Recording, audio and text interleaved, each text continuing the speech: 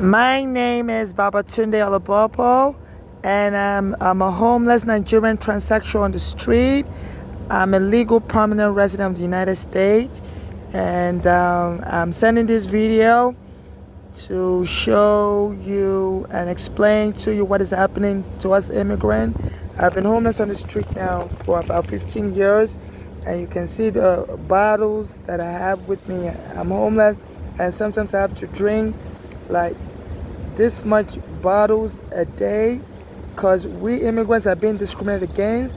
They make me feel unwelcome in libraries. They make me feel unwelcome everywhere. So I'm always outside in the sun, in the rain, and I also have a medical condition that makes me tired. I have low blood count, so I'm drinking, a lot of sodas just to keep my energy up because they leave me so exasperated and tired, and because of my health condition I could fall down and die. So under this Eric Adam and President Trump, Mayor Eric Adam of New York City, and President Trump's collusion, in which it was President Trump granted him Eric Adams a pardon from his from the criminal case brought against him, colluding with the for receiving bribery from Turkish government, which I'm a witness to some of the allegations in which they were bribing Eric Adams, the Turkish government, and I'm witness. I suffered some of the abuses that was meted out, during that bribery transaction, and Trump dropped that case from the court, even though the federal prosecutors, some of them resigned and said it smells of a bloody collusion.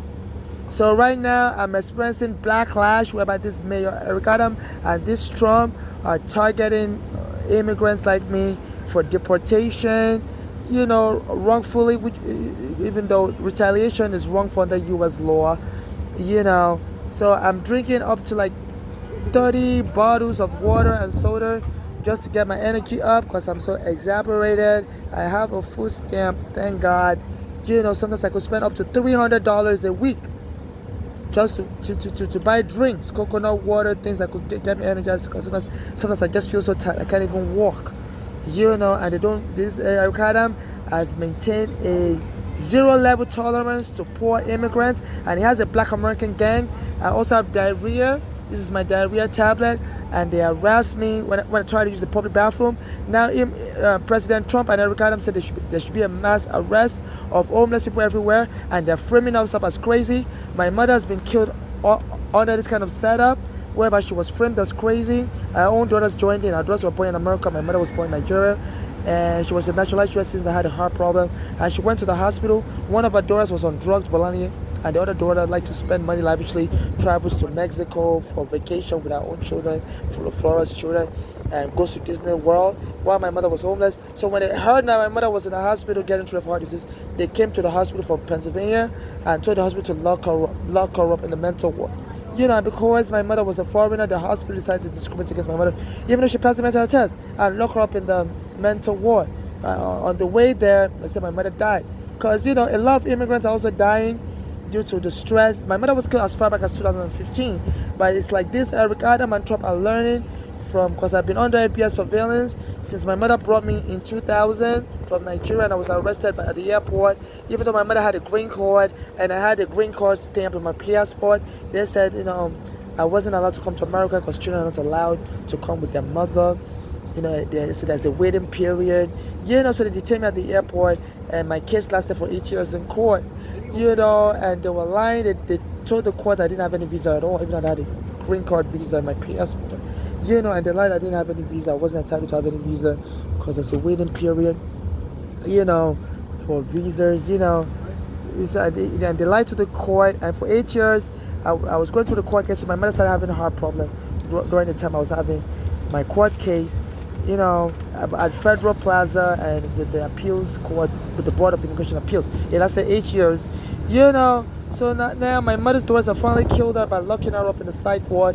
So after that, because my mother was very critical of the NYPD, there was an incident whereby me and my mother used to live on Staten Island in 2010, and the police came and removed us from our home, from my basement apartment wrongfully, even though the U.S. Supreme Court issued a ruling since the 1960s that even tenants in basement apartment have rights, because there's property rights. Even in that ruling, the U.S. Supreme Court said, your home is your castle, and you have right of privacy, so the police can't just evict you once you've established residence somewhere. So me and my mother were paying rent. We were staying in that house for many years, and the police came and removed us. Said it was the basement apartment that kicked us out. My mother said she wasn't going to leave. They said they were going to frame her as crazy. So I filed a lawsuit against the NYPD, and this guy named Eric Garner, saw me on Staten Island and said he was going to help me. I met him on Bay Street and Victory Boulevard. And because I was an immigrant, I was under FBI surveillance since I came into the country in 2000. By 2014, they went and choked Eric Garner dead. Weeks after I met him, at the same spot when I met him, and they choked him. And on July 17, 2014. That date is very significant. My birthday is July 8. But they killed him July 17. It's like they're sending a coded message to me. So we know they killed him so that my lawsuit wouldn't be successful. Because he told me he was going to help me. I told him all the lawyers in America don't want to help me as a foreigner. I said, forget about it. Eric Garner told me, forget about it. You don't need no lawyer. He said, your case is straightforward. So the police came into your house and kicked you out without a court order. So your case is so straightforward. If your case is straightforward like that, you don't need a lawyer. So I'll go with you to court. You're going to be fine. You just don't worry. I'm going to help you. You don't need a lawyer. I said, forget it. I was like, I feel like I need a lawyer. Say court case can be so complicated. I said, no, I'll go with you. I'll tell the judge that your case is so straightforward. I guess the police were listening in with the FBI, and they were like, oh yeah, and they went and killed him on July 17, 2014. I'm the only one that would understand the significance of that day. I was born on July 8, and I used to go to a Black American church. The name of the pastor in Manhattan is Bishop Jordan. So Bishop Jordan used to say that God deals with he said God always attaches significance to numbers. So he said if you're born on July 8, July 17 is also your birthday. He said God would add 1 plus 7, to arrive at 8. So I used to listen to his messages online, Bishop Jordan, in ministries, and they went and killed Eric Garner on July 17. I'm the only one that understand it. So it's like my birthday, July 8, 1 plus 7 equals 8. He said God doesn't deal with double digit. God deals with single digit. So they killed him on my birthday. And before that, around March, I rented a room near the area where they killed him, 219 Canal Street. The landlord left me a message laughing. I was unable to pay the rent around that time because my school, I was having financial difficulties, and stuff. I spent all my money on my school supplies, and my school wouldn't approve me for financial aid in time, So my landlord was like, say, I gotta leave. I told them to wait, that my school would, as I spent all my money on my school to purchase my school supplies and stuff for my school. I said I spent all my money, so I asked him to wait, and they left me a message laughing on the phone. The next day, the house was set on fire. I had important evidence against the immigration, like a copy of my original passport from Nigeria, and the green card stamp in my passport I was going to use to sue U.S. immigration around that time. So I was sending emails to lawyers. I want to sue U.S. immigration, and I want to sue the NYPD. That when my mother brought me in 2000, the U.S. immigration arrested me because I had a passport and visa. I said my passport and visa is in my room, and my landlord, set my house on fire. Even standing in advance, said that fire looks suspicious, and the landlord lied to the insurance company, said nobody lives in the house. It was just a year of business. It was a rooming house. A lot of us Nigerians live there. The landlord was also from Nigeria. I said he went and threw a lavish party in Nigeria after I got the money. So I've been out on the streets since 2014. It's now like 11 years, really. It's hard for me to take a shower, brush my teeth, and and I've been getting death threats. So they kept me on the street, and this Trump said they should be arresting homeless and locking up the psychiatric hospital. It's like he wants what happened to my mother, as her own daughters was trying to kill her. One of them was on drugs. Bolali, my mother said she was on drugs and was just trying to score money. So she wanted to kill my mother, make her panic, because my mother has a heart problem. So, and she was always giving my mother hell. She wanted my mother to die early so she can blame the death of my mother being evicted by the NYPD and get the money for herself through inheritance. Because my mother's daughters live in Pennsylvania. They would have not been entitled to anything, because they didn't live with my mother and I on Staten Island when we were evicted by the Staten Island police, NYPD. So this his name is Bishop Jordan. He also calls himself prophet. So he's been sending me messages, because he was the one that was teaching me in his church that God always add numbers together, and because God doesn't deal with double digits. God only deal with single digits. And the police went and choked Eric Garner on July 1/7. 1 + 7 = 8 to make my birthday July 8. So he's been sending messages on email, but it disguises like it's a general warning. He's been saying I should be very careful. Some people are plotting to harm me. It could happen any moment. I should be very careful, And I send him messages also to see if he can help me with money, but he doesn't respond to that messages. But he keeps sending me messages that God said, move right now. Like it's a black American. I just don't know why I'm an African. Some black Americans don't really like Africans. Say we sold their sister to slavery. Say some black Americans want us Africans to suffer. I'm a Nigerian. So he sent me this message on August 14. Said the Lord said, move now. Because this Eric Adams and Trump, they're going crazy, arresting homeless. Locking us up in the psych ward and saying when they lock you up, they can kill you. There's a lot of arrest of homeless, arrest of mentally ill people. The police will kill them. There was a case called Elijah McClain in Denver, Colorado. The police was arresting, they choked him dead. Even though it wasn't crazy, they said he was just wearing multiple. He was wearing a jacket. It was November 2019. And he was wearing a jacket, and the police said, somebody called him, said he shouldn't be wearing a jacket. It wasn't so cold. It was Denver, Colorado, November 2019.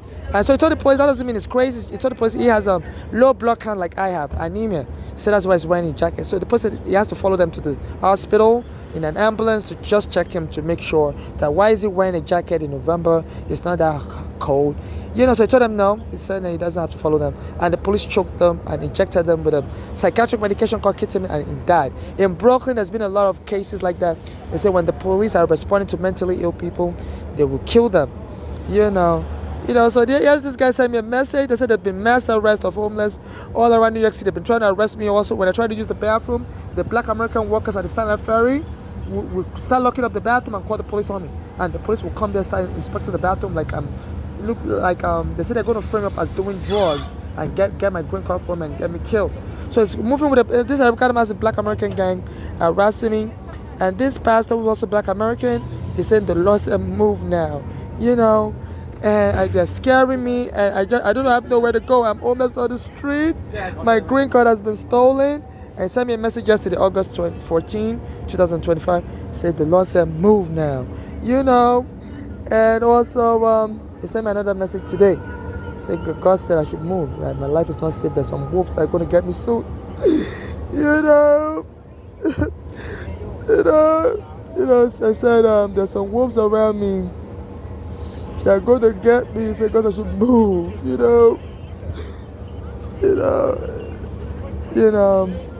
He put the message here. I can't really find it anymore. Yeah, he said I'm scattering the wolves. This was the message sent to me today. And a guy got me raped. Like this, through all the scary messages. So in 2019, the police choked me. Trump has just become president. And I used to beg for money on the street, and the police has been trying to set me up because the MTA, I normally be in the train stations. So the MTA, they started a program to arrest 50 homeless and frame us up as crazy and lock us in the psych ward. So back then, anytime I go to the train station to use the bathroom, I use the women's bathroom because New York has just signed a law that says anybody can, whatever gender you identify as, it should be the bathroom you use. So if you're born a male like me, but you're now a woman, you can use the women's bathroom. So I used to go to use the women's bathroom, and they would send thugs to attack me in the bathroom, and they'll carry all my bags and throw it to the train track. And trains will be running over my bags. I'll be screaming, calling 911, and the police will come and be laughing at me and be shaking the thugs, and wouldn't help me. So they were just trying to traumatize me and get me to go crazy. So finally, so that was on Chambers Street and the number 2 train bathroom, Chambers Street. So I stopped going to use the bathroom there. I started going to Prospect Park, called the Q line. We went to Prospect Park Station. The bathroom there was always desolate. So as soon as they stopped me using it, they started bringing their thugs to harass me, remove the police camera in front of the bathroom, and the thug harassed me on July 20th, 2019. So I recorded that thug beside the tap. The sink was harassing me, and I left. I said, I'm going to post this video online today. I said, today's going to be the last day you're going to be harassing me in the women's bathroom. So as soon as I left the train, as soon as I took the Q train out of the Prospect Park train station, then I connected to the R train on DCAB to stop at J Street. So they had the MTA workers follow me around, and one of the MTA workers at J Street platform, our train platform, came. He was wearing an orange uniform, orange apron, and told me, you're done today. So I brought out my phone to record it. I said, that MTA worker that just walked past me and said, I'm done today. I said, that sounds like a threat. I said, that sounds like a threat. He said, you're done today. And walked past me. I said, in case anything happens to me, I said, this, I'm recording him. He just shoot a threat. So later on that night, I went to Bay Ridge Avenue and 4th Avenue, July 20th, 2019, same day. And then a guy came and started pulling my hair. There's the police camera recording, so I told him to stop it. Soon after that, the police came. So you were fighting. I said, yeah, a guy was pulling my hair. I wasn't fighting with him. And the police knocked me and began choking me. So, I said, I was crazy. We have to take you to psych ward. We have to take you to, I said, I'm not crazy. A guy was pulling my hair. There's a police camera. And they choked me, stole my green card. So you can watch the video of them choking me. They almost killed me. It's on my YouTube. American friend, I'm in charge. What the fuck? American friend, why you attacking me? Why you attacking my girlfriend? Why you attacking my girlfriend? They want to steal my property. They want to steal my property.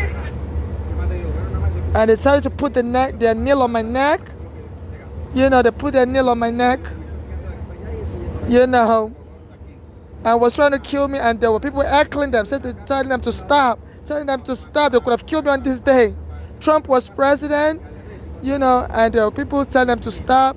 People that were recording this, they put their nail, that's their nail on my neck. That's their nail. People are watching, were so worried, that's their nail on their neck. They took my green card from me that day, took my luggages like this, all my immigration documents, social security card, my most important document, my bank card. Since that day, I've never used my bank card. And while I was at the psychiatric hospital, which was nearby, NYU Psychiatric Hospital, that's their purple ambulance, and they were kneeling on my, they tried to kill me on that day. This was July 23rd, 2019. I posted the video on 2023, but it was done on July 23rd, 2019. They are just, and they're clearly asking retaliation, because the Eric Garner's family, my friend Eric Garner was trying to help me, and it was choked. The Eric Garner's family, I just got the police, the court to order the Eric Garner's killer to be removed from the police. He wasn't removed from the police. His name is Daniel Pantaleo. They said it was an accident. They didn't let me testify in court. Even I recorded Eric Garner while I was talking to him on Bay Street in Staten Island. I was recording him, and they didn't let me testify in court. I was happy. I was trying to get his lawyers to let me testify in court, and the government didn't want me to testify in court. And they presented a very weak case. Hardly any witness was able to testify, so the grand jury dismissed the case of Staten Island, said it was an accidental killing. So like 5 years later, his family was able to get him fired, the Eric Garner killer. And then the police, as soon as they got him fired, the police came and choked me. And they told the MTA to get rid of me. Even the MTA workers told me to be very careful around that time. The police said we should get rid of you through any means, and they should be calling them. They should be calling the NYPD or me. And I said, and one of the MTA workers, is online saying that the MTA always deletes cameras to hide crimes. They said, even one of the MTA workers is suing. There was an incident in which he fought with a passenger, and the MTA went and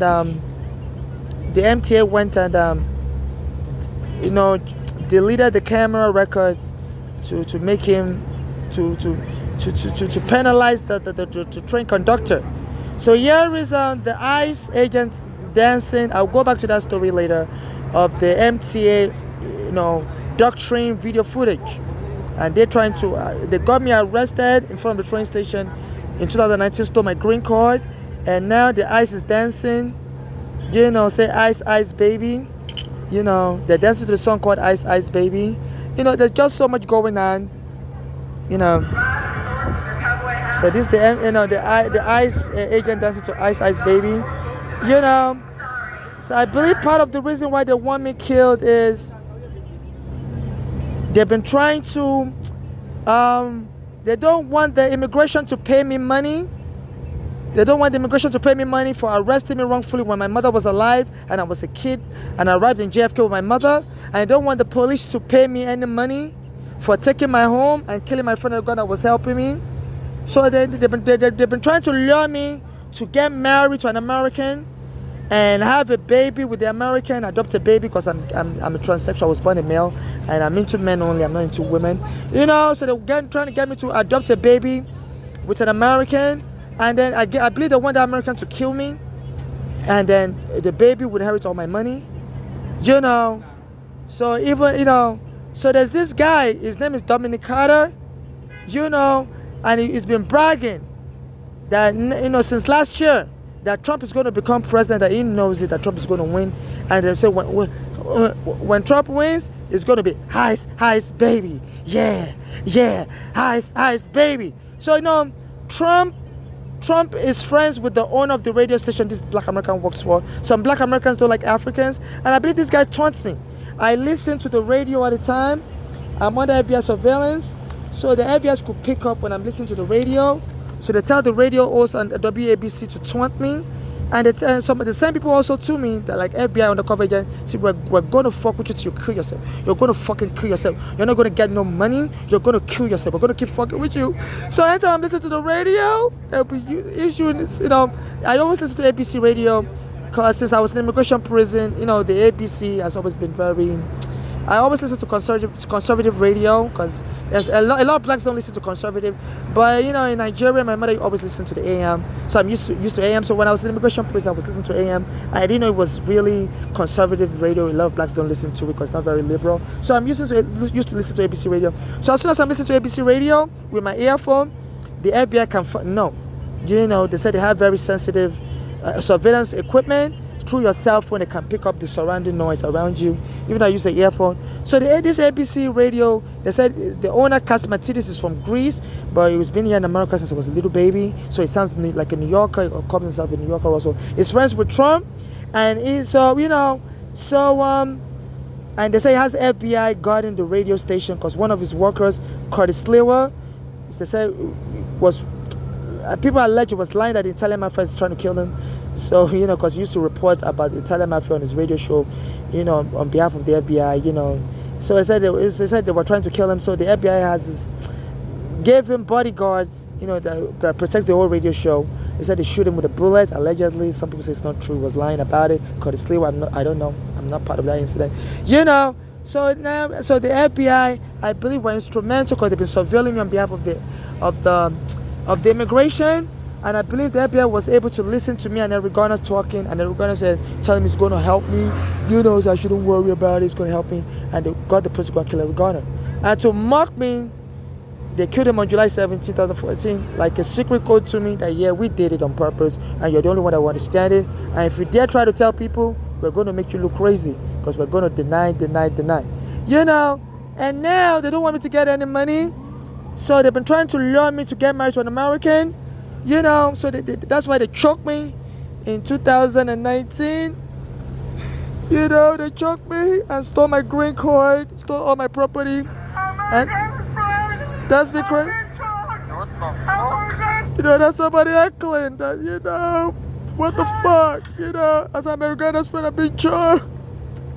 So they did it just to steal my green card, to force me to get married to an American.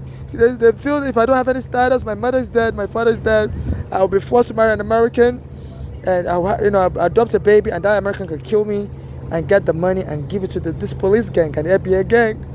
So they've been sending their gang members to lure me to a marriage. So after they choked me, I called the Nigerian embassy from the hospital, NYU Psychiatric Hospital. I used to go to that hospital a lot. Sometimes when I get punched in the mouth, people would just attack me while I'm homeless, punch me in the mouth.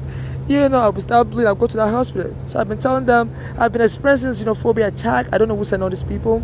I said since the NYPD took my home, I've been experiencing xenophobia attack. So that hospital has my record. So when the police took me I used to go to the Lutheran hospital in that area, but NYU hospital bought the Lutheran hospital. So I was telling the hospital the day they took me there, I said, please, you gotta help me. The NYPD took my home and they arrested me on that day, claiming I'm crazy. I said, they've also been using people to punch me in my mouth. I said, please check my medical record. You see, I came here to this hospital, which was formerly called Lutheran Hospital on Bay Ridge Avenue and 4th Avenue. I came here some months ago, somebody punched me in my mouth and I was bleeding, and you took the picture. And the hospital decided to frame me up. Said, we believe you're crazy, we don't believe anybody's after you. We believe you're just I said, look, I have in my medical records, NYU Psychiatric Hospital. I said, in my medical records, check it. You see, I have a chipped tooth. Somebody punched me in my mouth, and I came to the hospital that day, and the nurse they took me to X-ray. I said, I've been experiencing abuse like this. I said, please help me get these NYPD guys arrested. I said, I'm not crazy. And they put in my medical record that this immigrant is crazy. The police found them roaming on the street. They didn't know their name. They didn't know where they're from. And I knew I knew where I was from. I knew, and they diagnosed me as delusional, schizophrenic, every mental illness in the world. And then they said they weren't even going to release me. They were just going to kill me in that hospital. And then, and then maybe have my mother's daughters inherit my money, because my mother said one of her daughters is into drugs. Bolanle, and she may have been arrested by the FBI, and she may be working as an FBI undercover, informants. They say when the FBI arrests criminals, sometimes they hire them as informants, and especially in the African community, is to have them go after their family member and stuff. So I've been seeing that Bolanle come all the way from Pennsylvania. She just walked past us and begging for money, and she wouldn't say anything. She just walked past me, And she's been trolling me after she killed my mother. She lives in Pennsylvania, but she always comes to New York. So I don't know who's sponsoring her trip, because she always says she doesn't have money. At the time she killed my mother, and the police arrested me, took my green card. I called her during COVID. In 2019, this happened. I called her, I said, look, I'm stranded on the street. The police arrested me wrongfully, took my green card. I said, could you help me with any money? Because my mother was saying she's into life insurance policy fraud. And she took all my mother's property after she killed her. And she told me she doesn't have a single penny to give me, that she's broke also. But I always see her in New York now, wearing very expensive clothing. She's lodged to a 5-star hotel near the city office of Corporation Council. She's lodged to the 5-star hotel there, and she always dressed expensive clothing. And she always comes around me. I won't say nothing. I'm begging for money. She just walked past me. So I believe she got some insurance money after she killed my mother, because my mother was saying she's into insurance fraud. She was talking to somebody my mother knows was into insurance fraud also. So my mother says this Bolani will always call the person on the phone all of a sudden after the person got money through insurance money, life insurance policy. So my mother said she was suspecting that person was into insurance fraud, and this Bolani started becoming interested in the person after the person won a lot of money through insurance payment after that person's family died. So my mother was just suspicious that this Bolani may be into insurance fraud. And my mother said was putting drug in her food, because my mother went to live with that Bolani in Pennsylvania after the police took her home on Staten Island. So my mother fled back to New York to come to the hospital, and my mother didn't tell this Bolanle and her sister Flora what hospital she was in New York. And my mother was shocked days later when those daughters came to the hospital, my mother's daughters Bolanle and Flora, and told the hospital to lock my mother up in the psych ward. And they said that got my mother angry, as the hospital decided to discriminate against my mother, because my mother's from Nigeria. Daughters are born in America, so they speak American English, and decided to lock my mother up in the psych ward. So my mother got so angry and she died. Because people that have heart disease, if you provoke them, they can die. It could trigger the heart attack. And then my mother's daughter stole all my property, because my mother had a storage. I was keeping my stuff in my mother's storage, a lot of my stuff. The immigration issued me 2 green cards in 2008. After my case ended 8 years after I was in immigration court. So my mother they mistakenly issued me 2 green cards. They're supposed to send you only one. But I didn't quickly get the one they sent me, so they sent me another one. So my mother kept one, I kept one. So after they killed my mother stole that green card, and the extra green card I had on me always, the police took it from me on July 20, 2019. So now I don't have any proof of my immigration status, all my bank card, everything. The police stole everything. They wiped me out real good. I had thousands of dollars in my bag because people used to give me a lot of money when I'm begging for money on the street. They took all my money, and soon after I came out of the psychiatric hospital, because I started calling it Daily News, New York Times, Nigerian Embassy. So I told them everything. So they weren't going to release me for the psychiatric hospital because Trump is friends with the head of the psychiatric hospital. He said one of Trump's family member, his son-in-law, Kushner, is friends with the head of NYU psychiatric hospital. So they weren't going to release me. I called the Nigerian Embassy. I called the Daily News. I called New York Times. I was just calling everybody. And my case was referred to courts. I called lawyers, and that's when they released me. And on the day of the court hearing at Brooklyn Supreme Court Mental Health Hygiene Unit, they didn't let me go. The hospital didn't let me go to court on the day of the court hearing.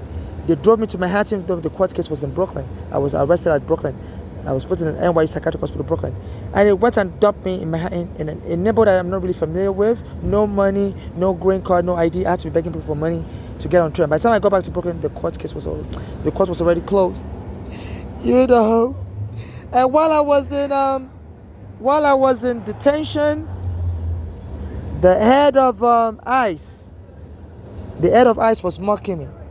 Said, we don't need immigrants that beg for money. His name is Cuccinelli. He said, we don't need immigrants that beg for money. Said, I'm going to find the exact, I'm going to find the exact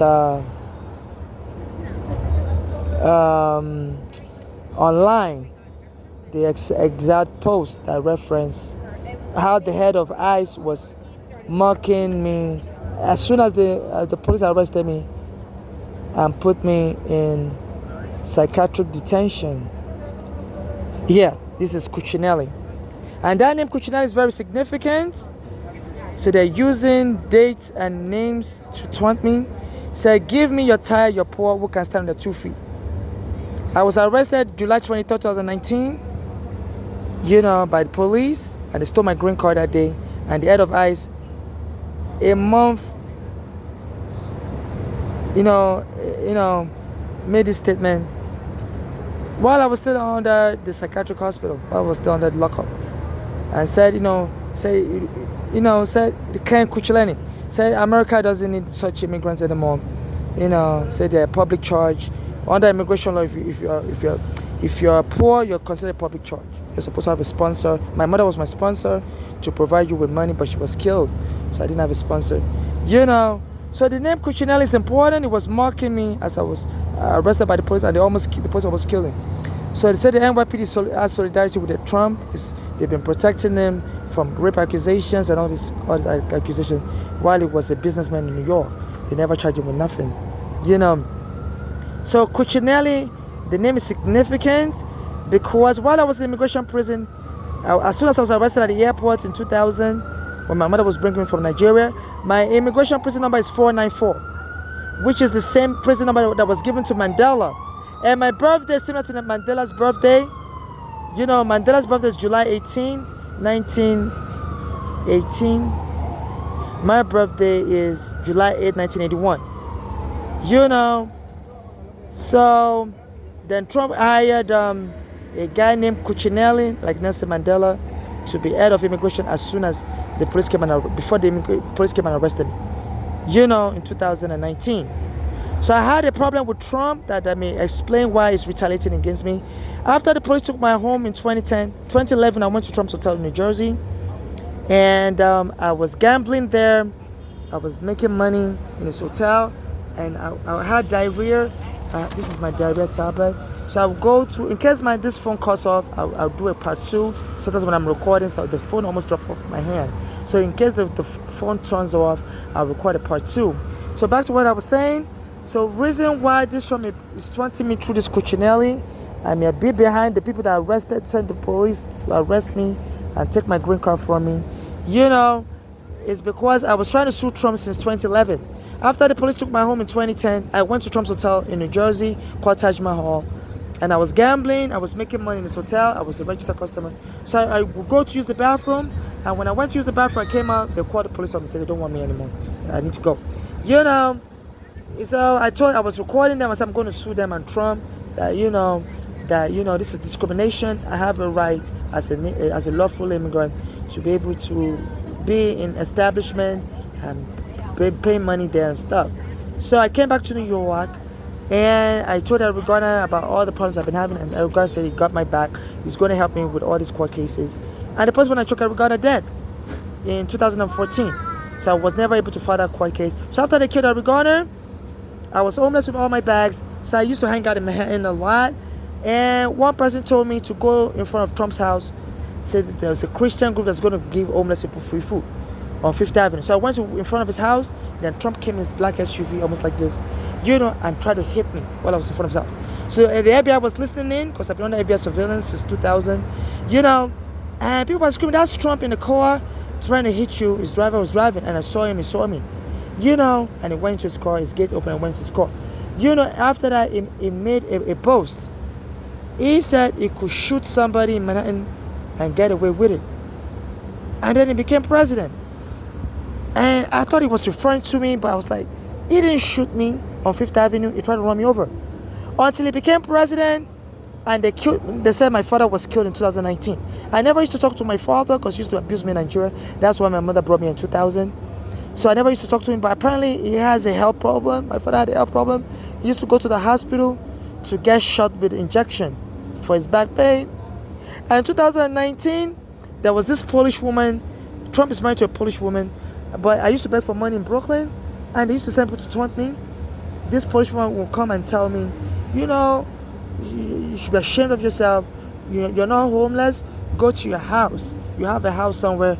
Go back to your house. I'll try to record and she quickly disappear. But she only come and taunt me when my cell phone is off. This is how I know she's working with the FBI or with a government agency. Because I would try to record. I tried to record her when she came to taunt me, but my phone was already turned off. And as soon as I tried to turn my phone on, she quickly disappeared in Brooklyn. And soon after that, the police came and choked me. And around that time period, I got a message that my father was killed in Nigeria. He went to get an injection, and they shoot him with a bad injection, allegedly. So I was going to go to Nigeria to bury my father.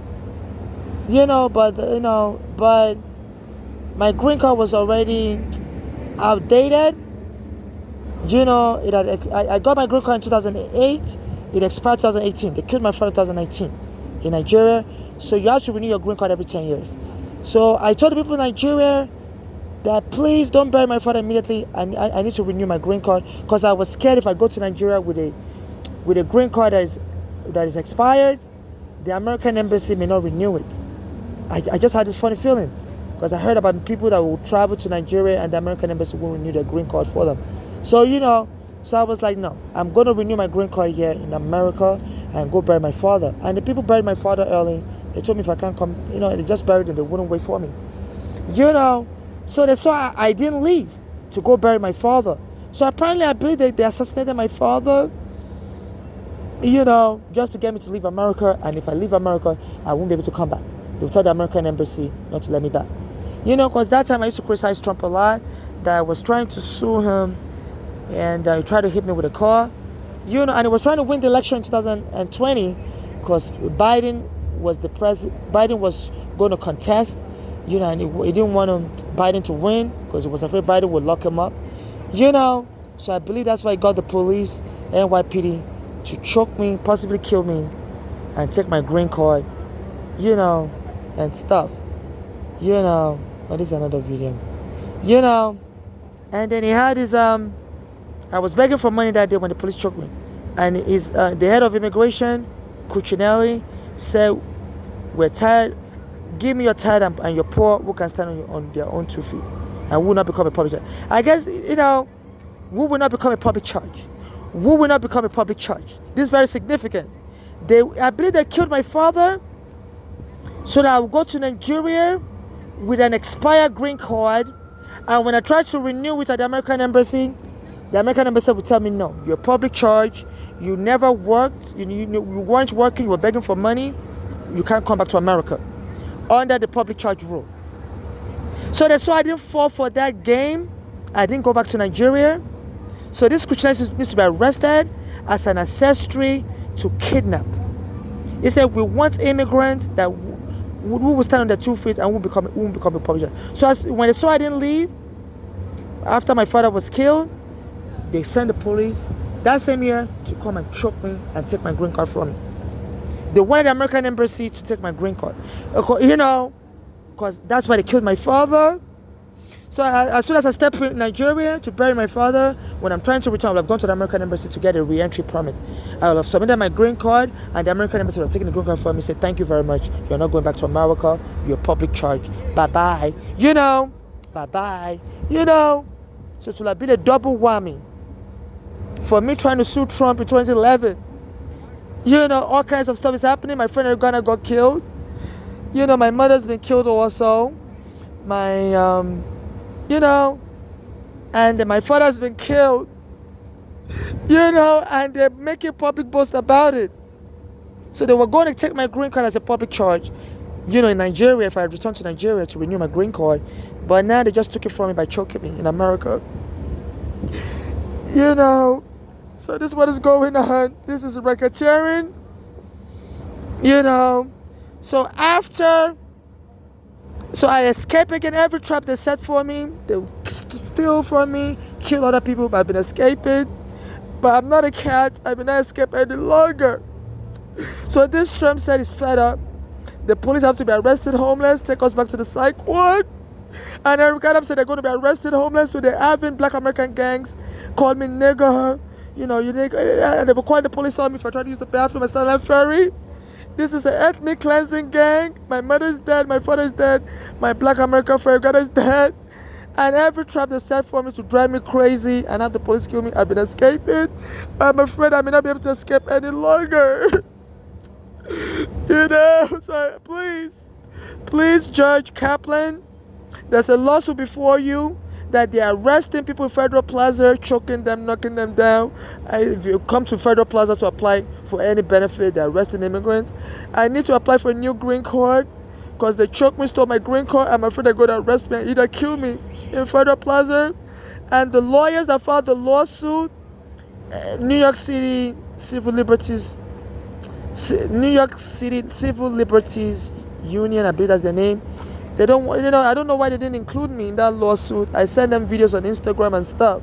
A lot of lawyers in America don't want to help me. I don't know whether it's jealousy they feel. If they prove my case, I'm going to win a lot of money as a foreigner. I don't know if it's jealousy. I don't know what I did to all these people. But no lawyer in America wants to help me. And they'll go to court, file cases behind my back and exclude me. For example, the Legal Aid Society. You know, I've been contacting them forever. That was the time this I recorded them. You know, it was having the police take properties from our homeless people on the street. They'll just grab our property and go. So New York Legal Aid, when I filed a lawsuit on behalf of those whose property has been taken, you know, and I wanted to join that case, but they limited the timeline. You know, because the police arrested me in 2019 and choked me, stole my luggages and stole my green card. They made that case a class action lawsuit, but it didn't stretch back to 2019. It was, you know, after 2019. So New York Legal Aid excluded me from that lawsuit. You know, class action lawsuit. And now the present case, whereby the New York City ACLU, American Civil Liberties Group, American Civil Liberties Union, and New York City Civil Liberties Union filed a lawsuit at before you, Judge Lewis Kaplan, and that class action lawsuit only has to do with people that have been detained already in Federal Plaza, not people that could be prospectively detained. So please, I need that. I'm filing this as a friend of the court, a miscuss brief to extend the class action lawsuit, putative lawsuit, to include people like me that could be potentially detained while seeking benefits at 26 Federal Plaza, you know, or at any immigration facility, because I need to renew my green card. I can't work, I can't go to school without my green card. You know, I was supposed to get my tax refund. The IRS, there was a stimulus check that was given to everybody in the United States. in 2020 and 2021, totaling $3,000. Because of the COVID, the IRS wouldn't give it to me. Usually you have to have a bank account, and they will put it in your bank account. At that time, they were putting it in people's bank account, and the police had choked me and stolen my bank card, so I never had my access to my bank accounts anymore. The banks have closed my bank account since then, and stuff. So I didn't have access to my bank account anymore. So I couldn't apply for that stimulus check. So when I tried to apply for that stimulus check, now they told me the only way I can get it. Even Biden instructed the IRS to be mailing the stimulus check for those that haven't got it yet, to be sending the mail to them. So I quickly updated my address information with the IRS last year and this year. But when Trump became president, the IRS has now said they're not going to mail it to me. I have to bring my photo ID to get it from their office. And the police have already choked me and stole my green card. I don't have any photo ID at the moment. So Biden made it easy for people to be getting food stamp. I applied for a food stamp. As soon as I applied for the food stamp, this Eric Adam said they should stop putting photo IDs on food stamp. So I have a food stamp right now, which I used to buy stuff, but there's no photo on it. So I can't get my IRS check. They said they're going to seize my IRS check and use it to pay my student loan. So they make sure I can't get nothing in America, So this is what is going on. So they are trying to get me. So this is like a racketeering scheme. So as soon as they stole my green card, and stole all my immigration ID, their main plan is to deport me to Nigeria, But they thought maybe, why don't we just rob this person first, take all the money from them before we deport this person, or even kill them. So that's why they took my green card, allowed me to remain in America, or trying to force me to marry an American, maybe one of the undercover agents, to marry an American who would marry me, adopt children, and then kill me off and take over the money. So I will get nothing. My father is dead, my mother is dead, and they know my mother's doors are compromised. They will support anything because I've been exposing that they killed my mother. Me and my mother used to talk, and I was under FBI surveillance. My mother was saying if she ever dies, our daughters are the ones that killed her. So they've been attacking her. Said one of them drove her in the back of a car and went and hit somebody's house.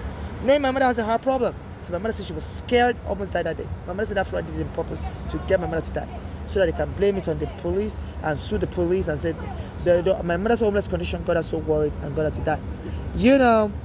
Early. So my mother was telling me that if she ever dies, her daughters are involved.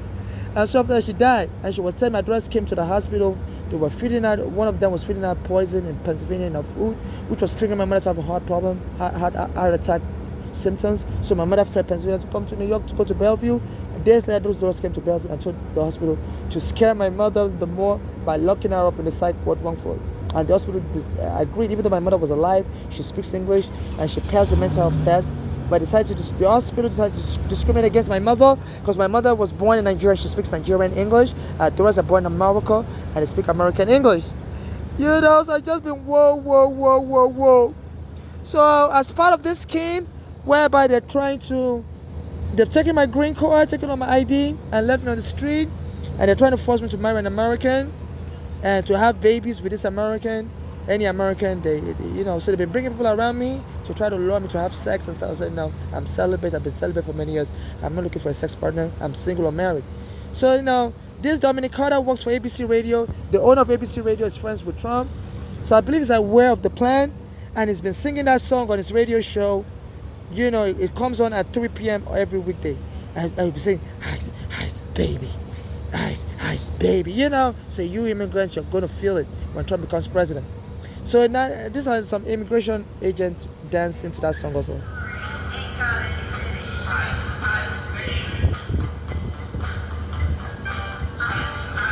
So they're making fun of me, and they're saying, what you gonna do, immigrant? What you gonna do with America, immigrant? Even the black Americans couldn't get reparation. So they're all in my face with it. And even Trump hired somebody called McLaughlin to be the Secretary General of ICE. As a kid in Nigeria, I guess they must have found out some things about me in Nigeria. Because as a kid in Nigeria, I used to make people laugh. I was just a very funny person. So they told me with everything. Killed my friend Eric Garner. On a day, a black American prophet said, It's my birthday, July 17th. I was born on July 8th. Said God adds number.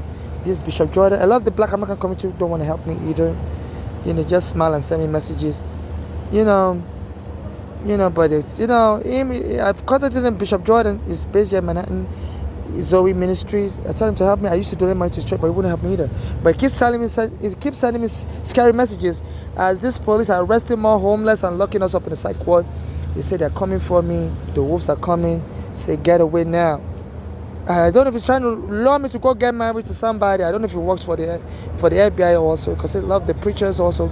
They're under investigation for fraud sometimes. I don't know. So I don't know if it's part of their team, because it's Kelly telling me to get away now. I don't know where else to go. I don't have a green card. I'm poor. He said get away now, but they always send people to me to try to lure me into sex. So I guess that's what it means. I should go. I should go have sex, go get married. And I think those people want to kill me and They said inheritance scam is so popular in America. So I've been contacting the International Criminal Court. I've been contacting United Nations, nobody responds to me. So the law said move, they move. I mean, they plan to choke me again and kill me this time and claim I'm crazy. I've been diagnosed as crazy and it's 2019. And it had to happen that way. And they're selling Black Americans a nigger, reverse discriminations. This is on Black Americans don't like Africans and believe we and the whites sold them into slavery and we and whites have to pay. So they are starting with me under this Eric Adams. They said this Eric Adams used to call white crackers. Say when it was working for the NYPD in the transit, say he used to make those crackers suffer. Said those crackers couldn't get him. And they said he was working with a paycheck department or something like that with the computers. I don't know if he was messing with their paycheck, taking their money. I don't know. But he said he used to make those crackers suffer and those crackers couldn't. He said that online, claim, So this is very serious. And this is just too much evidence, but nobody's really stepping forward. So I will try to type this Eric Adam calling white crackers.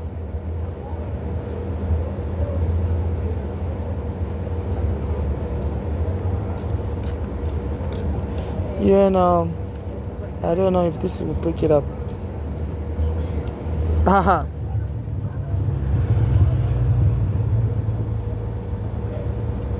So he made another statement while he was working,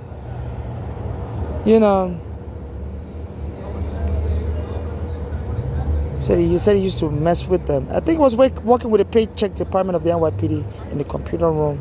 I don't know if he was messing with their paycheck. It's just so much. It's just so much, and they're using the full force, American force of racial, ethnic hate against me. It's just so much. And they're using all the resources, TV, radio, so I stand no chance, and people have been telling me I'm going to be killed soon, and I should fight like crazy, I should fight like crazy for my life, if I could escape, I'm not a violent person, so this guy also always talks about me, but I send a message. I always ask, are you talking about me? So I wouldn't respond. And he says silence is complicitness. He doesn't deny it. So as the Black American bishop said, move. This guy posted a message 2 hours ago. Today is August 15, 2025. Say loyal women can fight. And it was just, because the last time they were choking me, I think they just want me to fight and die. So people can try to protest from. Oh, my mama, listen, man, I've been dealing with... We always say, oh, my mama lied. My mother was killed also. Life, bro. One thing I know is a loyal bitch is a strong bitch. But they gay. Hey, all that strength of just holding a nigga down, boy, when they swing. It's the power of God. I ain't lying. On my mama. And then a bitch strong for it. So they're trying to turn me to a B word, force me to marry an American. So I don't know if all these people are also interested in some kind of relationship with me, so as to marry and adopt children with me and make claims to any money I get, But they're trying to turn me to the B word because they always seem to talk about me. And when I contact them and say, excuse me, you're talking about me, they don't respond back. And silence is complicitness. You know, it's just that awful silence. I always contact them, you know, and they don't deny it. Say, no, we're not talking about you. Sorry if you think what. I've sent it to multiple people like this, you know. So they say the FBI has been surveilling me. I don't know if they're the one contacting all these people. As soon as I follow accounts online, the person will start talking about me and stuff. You know, they say in America there's something called innuendo. They can be talking about somebody, make it look like you're talking about somebody else. Trump does it a lot. I was trying to use the bathroom in his hotel, Taj Mahal, while I was gambling there, and they called the police on me. To kick me out of his hotel in 2011, and I've been trying to sue him, and all kinds of mysterious stuff have been happening. My green card has been stolen, and they say he called African country shithole as soon as he became president. You know, U.S. Central City heard it. And recently, you know, he's been referring to me as Putin. I use the bathroom a lot. They say he used to call, this Trump likes to give people funny names. They say Rubio, that's a guy, is now working for Trump. He used to go at Rubio, and he used to call him Sean Hans Rubio. So, you know, and this Trump has using threats. He said, Putin is not agreeing to a deal. He said, Putin, you know, he said, Putin, there's so many deaths around you, Putin. You know, I think it's means calling Putin. And soon the Russian president may think, and the Russian president showed up for a summit. You know, the Russian president showed up for a summit thinking that it's really referring to Putin. I think it's an innuendo referring to me also. So I think they're trying to force me to get married to an American and adopt a baby, and so they can make a move for the money. So when they're saying Putin Putin is causing so many deaths, Putin needs to agree for the deal, because Trump was saying that, says fed up. I think they said criminals use codes. A lot of times, it's even these rappers, there was one called Young Thug. They said he was rapping, boasting that he's about to kill somebody, blah, blah, blah. And then somebody died, and the police arrested him. And he was claiming his freedom of speech that was just fantasizing. You know, they say a lot of criminals also, they say even say a lot of, this is how the police arrest a lot of criminals. They will go on Instagram and stuff and start boasting, say, you know, yo, I just caught a body or whatever. Start using all this gang slang. And the police, they said the police have a special decoding team. And we use that to decode that term to get them arrested. Sometimes the police are lucky to get these people put in prison. But to have a U.S. president that was found guilty of 34 felonies last year, and I believe his name is referring to as Putin. You know, he said Putin has to agree to a deal. He's fed up of Putin, there's so many people getting killed. So there's so many people getting killed. You have to agree to a deal, Putin, to stop the bloodshed. You know, me and my mother used to go to a Nigerian church, TB Joshua Church, and as soon as I sued the NYPD, they killed my friend Eric Garner in 2014 while the case was going on in court. The case, I filed the case in Brooklyn Federal Court. Brooklyn Federal Court has jurisdiction over Staten Island. I was living on Staten Island when the police took me and my mother's home. You know, so as soon as I sued the NYPD in 2014, they killed Eric Garner July 17, 2014, which is like my birthday, because the Black American prophet Bishop Jordan, I think he needs to be subpoenaed to come and testify under perjury. You know, he used to preach that God always had numbers. God believes only in single digit. So he said if you're born in July 17, if you're born in July 8, July 17 is also your birthday, because God will add 1%. And the person went and killed Eric Garner on July 17. I said they were laughing. You know, and Trump has hired the head of ICE, media representative. Her name is Mike Laughlin. You know, as a kid in Nigeria, I used to make jokes a lot. You know, people remember me as a funny kid.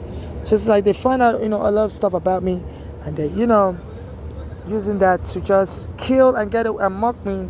I believe I can't prove shit. If I try to prove anything, they're going to call me crazy. I've already misdiagnosed me as crazy. They said abusers do that. You know, they said it's called gaslighting. They said in America, there was a movie done about it. If you don't like somebody, just claim the person is crazy and you get away with abusing them. So me and my mother used to go to this church called Prophet Synagogue Church of All Nations. You know, and as soon as I sued the NYPD, me and my mother was getting followed. Eric Garner was trying to help us was killed in July 17, 2014. Another room I rented near the area where I normally go to take a shower and stuff was bombed also, and the standard advance said that fire was set on purpose by the landlord. You know, and the police would let me investigate. I recorded everything, and then later that year, that's in 2014. You know, there was the church I go to in Nigeria. They said that church was bombed. They said, a Russian military plane, they saw an American plane. Around that time, the church was bombed. They said they saw the Russian army said it was spying the American military base in Germany, and they saw an American bomber plane leave a German base in 2014 and was headed towards Nigeria. So they said they were following it. They were wondering why is the American going to Nigeria with a bomber plane? There's no problem in Nigeria. And they said, and then this pastor said he saw a plane also. He has camera, on the roof of his church. That was picking up the roof of his church. They recorded, posted on YouTube, and YouTube has removed them and videos from YouTube. They banned them. They say it was a sex molester or something like that. So they banned them from YouTube. The pastor, but they said, he claimed he saw a mysterious plane. They call it mysterious, but I saw the video on YouTube. It was a real plane. The surveillance camera picked up. They said that plane was lingering around, and soon his plane got crashed down. And 84 South Africans in the church got killed. A lot of Americans go to that church also from America. He does a lot of miracles. He posted on YouTube. But said the section the Americans were in, that section of the church didn't get bombed.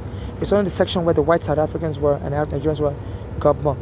September 12, 2014.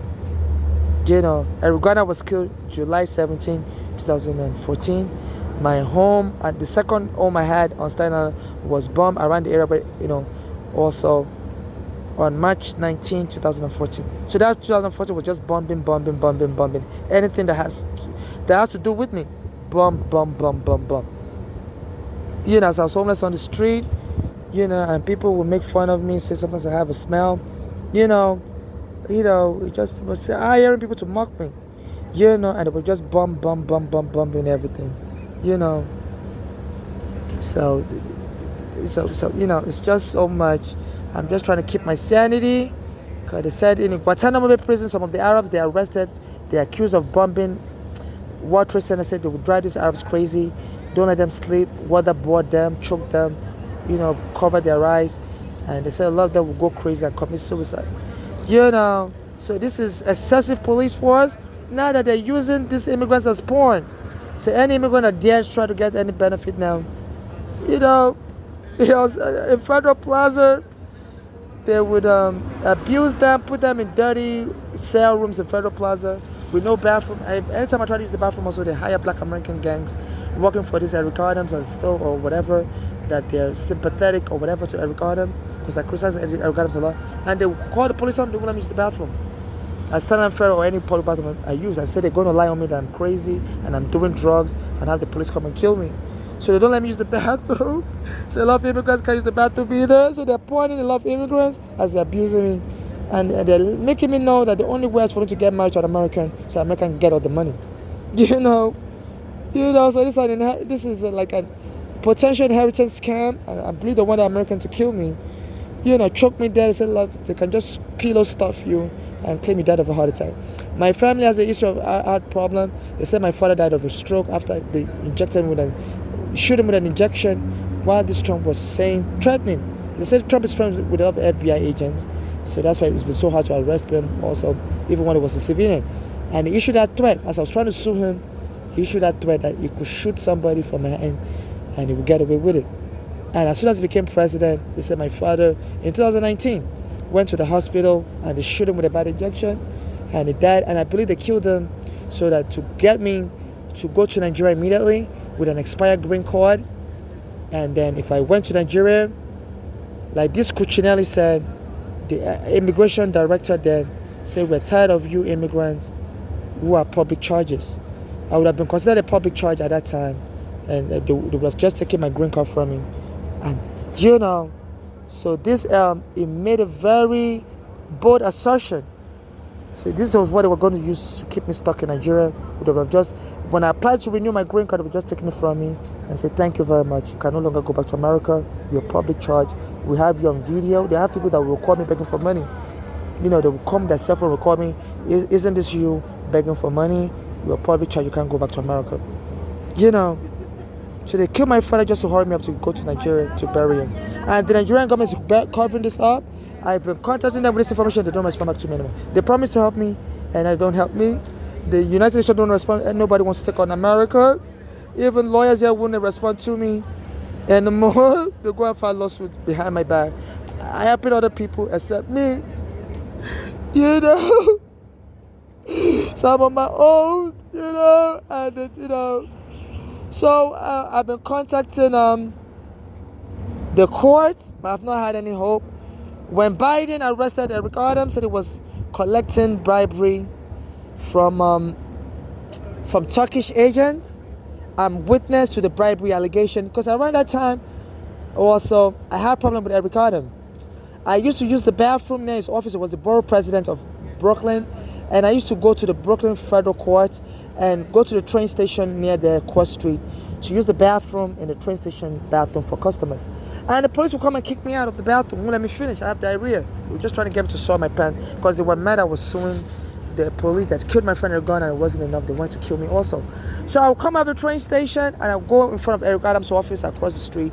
He was the borough president then, around 2015, 16. My mother has just been killed. So I would, my daughters in Bellevue Hospital. So I would go in front of the Eric Adams' office and I would say, look, it's 2016, blah, blah, blah, around that time period. I said, a Nigerian just became mayor in Ohio, in a town in Ohio. I said, a Nigerian just became mayor. I said, in Iowa, they're allowing undocumented immigrants to get driver's license. I said, New York needs to wake up and be more progressive and be tolerant of immigrants. I said, the police won't let me use the bathroom. Because I heard that Eric Adams was the borough president and it's into civil rights. I didn't know that it was just into civil rights for his fellow black Americans, even though it marched for Diallo. But a lot of black Americans marched for Diallo because the police was trying to arrest the black American, and they assumed Diallo was that black American and shoot Diallo dead. So it was that black American that would have shot dead. So that, but otherwise, there's a lot of hostility. A lot of black Americans don't really help Africans because of the slave trade era, and some of them try to use their power for reverse discrimination and abuses of Africans. You know, or you know. So this Eric Adams, I used to go in front of his office and say, Nigerian just became mayor in Ohio. I said in Iowa, they allow undocumented immigrants to get driver's license. I said New York needs to wake up and emulate all these places and become progressive also. So soon after, the police arrested me and choked me and locked me up in the psych ward. And then this Eric Adams went and made the post.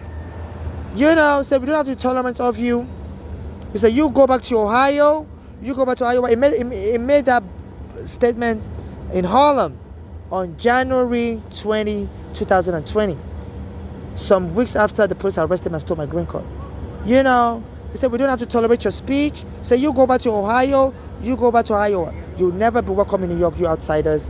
You know, so we don't have to tolerate you. We don't have to tolerate your speech. Back then also, they used to believe graffiti in bathrooms, say die soon poser. So some people say I speak with a fake American accent because sometimes they can hear my Nigerian accent. I've been living in America since my mother brought me in 2000 for 25 years. So, you know, I do have a mixed accent, you know, so some people, you know, so I believe, and they believed graffiti said die soon poser in the bathroom and won't let me use the bathroom. And the MTA told me some of their workers snitched, some black American workers, so the police have been telling them to set me up and call the police to come and harm me in the bathroom. You know, so I'm trying to type to Eric Adams' speech to see if it's going to come up. You know, that says they go back to Iowa speech. Yes, I'm going to type it now to see if it's going to come up on Google search.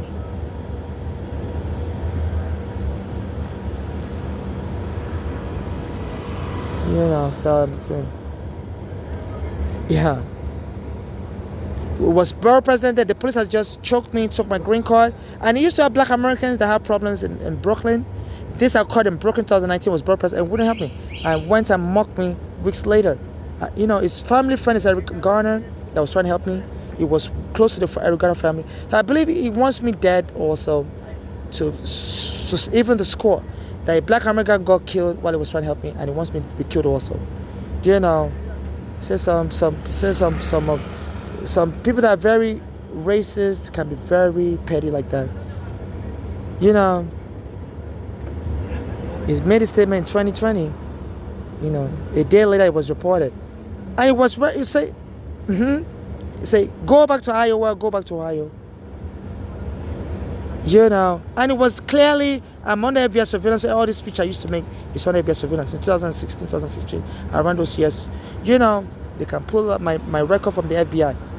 I used to make that statement, and 4 years, weeks later after the police choked me, it went and, you know, repeated that statement.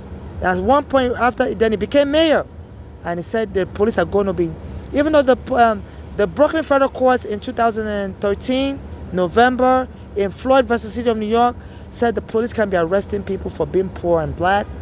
Eric Adams said it's good, that quality of life policing, the courts ruled it unconstitutional because that policy got Eric Garner killed. The police claimed it was because he was selling cigarettes. They were trying to ticket him, and it was very aggressive. That's why they wanted to take him for mental checkup.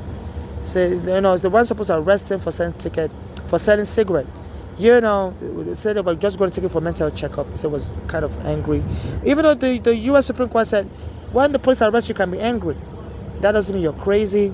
You can protest, you know, being ticketed is freedom of speech. But the police, and that's why Garner was very afraid of being arrested also for mental checkup. Because at that time, there was a guy in Maryland. The police put him in the back seat of a car and drove very rough and got his bone to break and die. You know.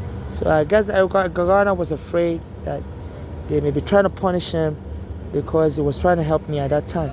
And the police came and arrested him at the same place where he promised to help me, Bay Street and Victor Boulevard. You know, so it's just a lot going on. You know. And so while Biden arrested Eric Adams last year for the Turkish government bribing him, so around the time the police came and choked me, I used to go to a place called Park Slope, 36th Street and 4th Avenue, used to beg for money. And the Turkish restaurant there would call the police on me. Say, they don't want me, their neighbors, to get out of here. So I was like, why are you so mean to me and trying to fight me and stuff?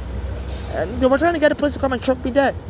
So I believe that said the Turkish government was bribing Eric Adams back then because he was corrupt.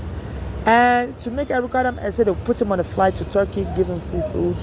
That's part of the bribery. You know, so around that time, 2019, you know, and 2020, in Park Slope, there was a Turkish restaurant there. They would just call the police on me, say, you know, I'm a riffraff, the police come and get me. You know, while I'm charging my phone near the restaurant, they don't want me in the restaurant. They don't want to at me. Say, get out of here.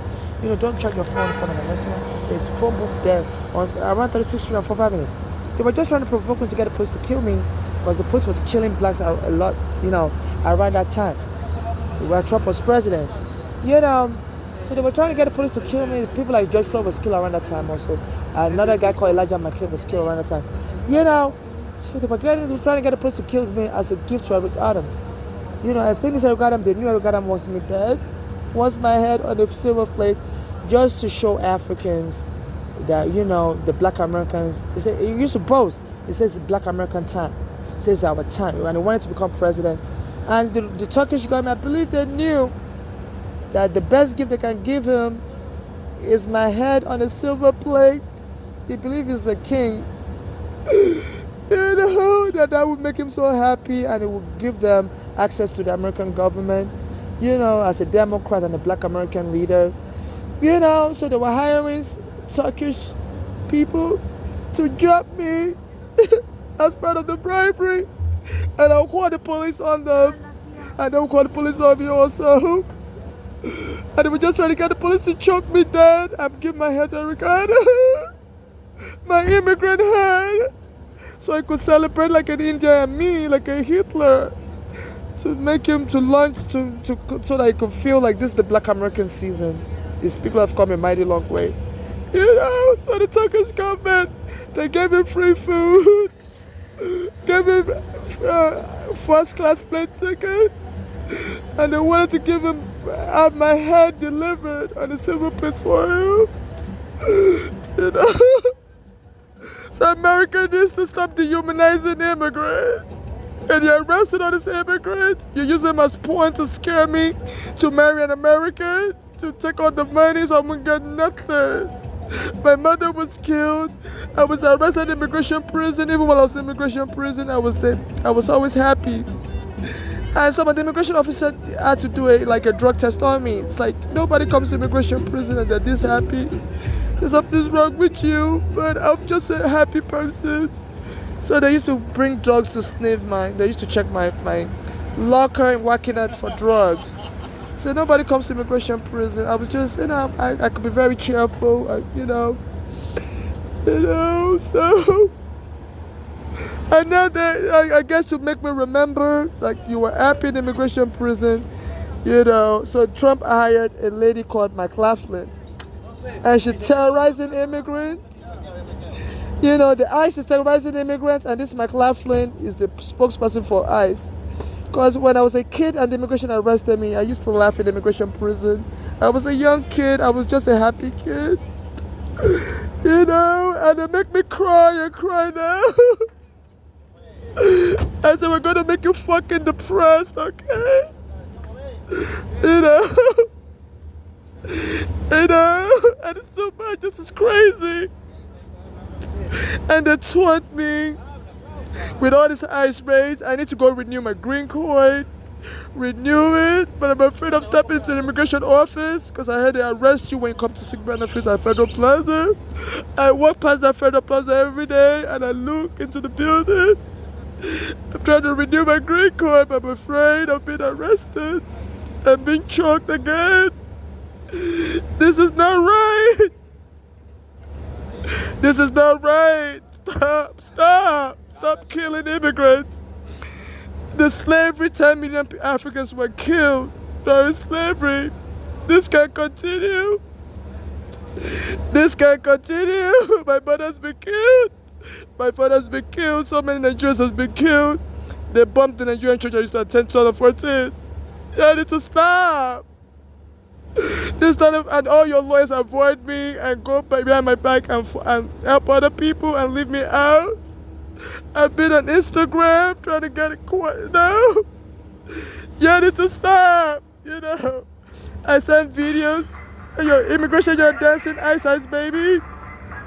Ice, baby. Ice, baby. Police eyes. And this guy, I see him a lot also, comes around me. I always say hello to him. He's a black American, but he doesn't say hello back to me. I beg for money around his office. He's an MTA worker. And he's been playing the song Lock Up, and he knows a lot. He works with the MTA, and he says the MTA is diabolical, they're evil. So they've been trying to get the MTA police to arrest me and kill me once and for all. So some hours ago, they posted a video online. I believe that video was to warn me that I'm going to get locked up soon. Today's August 15, 2025. And, I sent him a message, but he doesn't respond back to me. But he always does the peace sign, like number 2. I don't know what that means. I don't know if that's a sexual message or whatever. If he has any sexual, if he wants a marriage or whatever, I don't know. I don't know. But I always send him messages to see if he can help me. He doesn't help me. I don't know if he wants me to send him a romantic message or what. I'm not looking to get married to anybody. I'm not looking to have a chat with anybody. Yeah, this is the latest song, said Locked Up. And we posted a video also recently, said Jesus is love. I'm a Christian. So you got, I said this MT is evil. They're very evil. Said, they hide videos, they doctor videos, and this police always try to harass me. Anytime I'm in the subway, they told me, I used to have a cart, a stroller. They told me the governor signed a law saying I can't have a stroller anymore. It's like even the governor who wants me arrested, just want me gone. So just put out this video, Locked Up Akon, I guess to warn me, and we wear a red shirt. I always see him, and he's been saying the MT is evil. One of his fellow workers, I see that one to Eric Shepard. I saw him also. I beg for money. I saw them at least once. And they didn't happen with no money or nothing. But when I send him a message, he doesn't deny it. I send him messages. I'm going to send him this video. It's not going to deny it. He's not going to respond to me and say, no, what you're saying is false. So silence is complicity, I believe. So it's just so much. And also, I was sending messages to everyone Cause last week Saturday, I was watching I was listening to the National Action Network. Is a mentor to Eric Adam, Al Sharpton, and he seems to talk about me a lot on his show. It's close with Eric Adams, Al Sharpton, Reverend Al Sharpton. He said Eric Adam used to be under his ministry. So I was sending messages to people last week, and they banned me on Instagram. So I've been placed on 1 week ban. Said I was using too strong language, because I'm saying, look, I'm afraid of being killed. There's some black Americans trying to kill me. And Instagram, I sent it to Eric Adam also, the message. And immediately, I said, there's an American gang trying to hurt me. Can you please help me, Eric Adam? And he didn't respond to me. So, and it's always on Instagram. So, so silence is complicity. He knows I'm telling the truth. So the police attacked me last week, August 2nd or so, through my train station. So I'm not allowed to have any bag in the train station. I said, excuse me, police officer, slavery is over, and there's a federal law that guarantees the right to move freely in America. I said, your police officer choked me, stole my green card, and I told me I can't have a bag. I said, Europeans come here to visit through JFK, and I see them with luggages. They say, no, we don't want your bags, can't come here. So they treat me like I'm diseased. I'm a diseased African. So I can't have bags. They asked me to go and throw my stuff away. So they're going to arrest me. So I can't walk around naked. I have anemia. I'm always thirsty, so I could drink. I have a food stamp. Sometimes I could spend $300 a week just drinking coconut water, because ordinary water doesn't help me anymore. Just makes me pee and pee and pee. And because they make me walk around everywhere I go, they kick me out. They don't want me in the libraries. I walk around, so I'm always tired in the hot sun. I'm always sweating. It's like they want me to die of exhaustion. I'd have my mother's daughter get them all my money, any inheritance money, and sue the immigration on my behalf and get all the money, and then maybe marry some Americans and have children with them and share the money with them. So in case I'm killed, no family member or friend, I don't have any friends, but in case anybody pretends to be my friend, no family member or friend should administer my estate.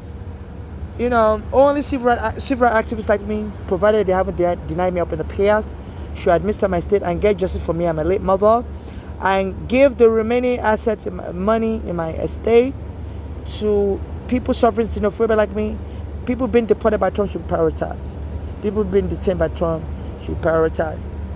And in case I'm rendered disabled, sometimes people try to run me over because I don't want to be removed from America. I don't feel safe in any other country either. My father has family in England and all around the world. My mother has family all around the world also. But she said her family members didn't want to help her either. And I don't trust my father's family because my father was abusive to me. And they may think, my father was killed because, somebody was trying to hurt me in America and they tried to revenge on me. So I don't trust anybody really. And America has a lot of allies, England and everywhere. And some British citizens have been attacking me in America also. I don't know why the British government, I believe they may be hiring these people. So people with a British accent will try to troll me for nothing, or scare me. I have it recorded on my YouTube. I don't know what that is about, but America is part of NATO. I used to criticize NATO, that the NATO alliance comprised of England, Canada, and America, they were arresting people during after 9/11 in Afghanistan, Al-Qaeda, and bring them to Guantanamo Bay. So some of these people weren't really terrorists, and they will frame them up, some of them, and choke them, taunt them, don't let them sleep at night, play loud music when they're sleeping at night. And I said this kind of torture has to stop. So I'll be referencing England and stuff as I'm criticizing the American government, for what happened to me the way my father was killed. So I guess the British government is fighting back, and because they've been getting sued also for a Canadian suit said it was tortured in Guantanamo Bay and won $500 million from the Canadian government. So I believe Canada and also England is trying to retaliate against me. So they send their citizens to taunt me. Because there was this Nigerian, his name is Yemi Asalo, is a Canadian citizen. So when I was going through an immigration problem around 2002 to 2008, I met him online and he had just moved to Canada with a green card. So I told him I'm having an immigration problem in America, I may be deported. And then he told me I should stop contacting him. He doesn't want to be my friend anymore. Said he's not really into people like me. Say he prefers people that have papers, like black American citizens or Canadians. He said he likes people that are muscular. He said it's not going to work, He said I'm too feminine. So he broke contact with me. He's a lawyer. At that time, he was a lawyer. So I was telling him about my immigration case. I can't find a lawyer in America that would help me.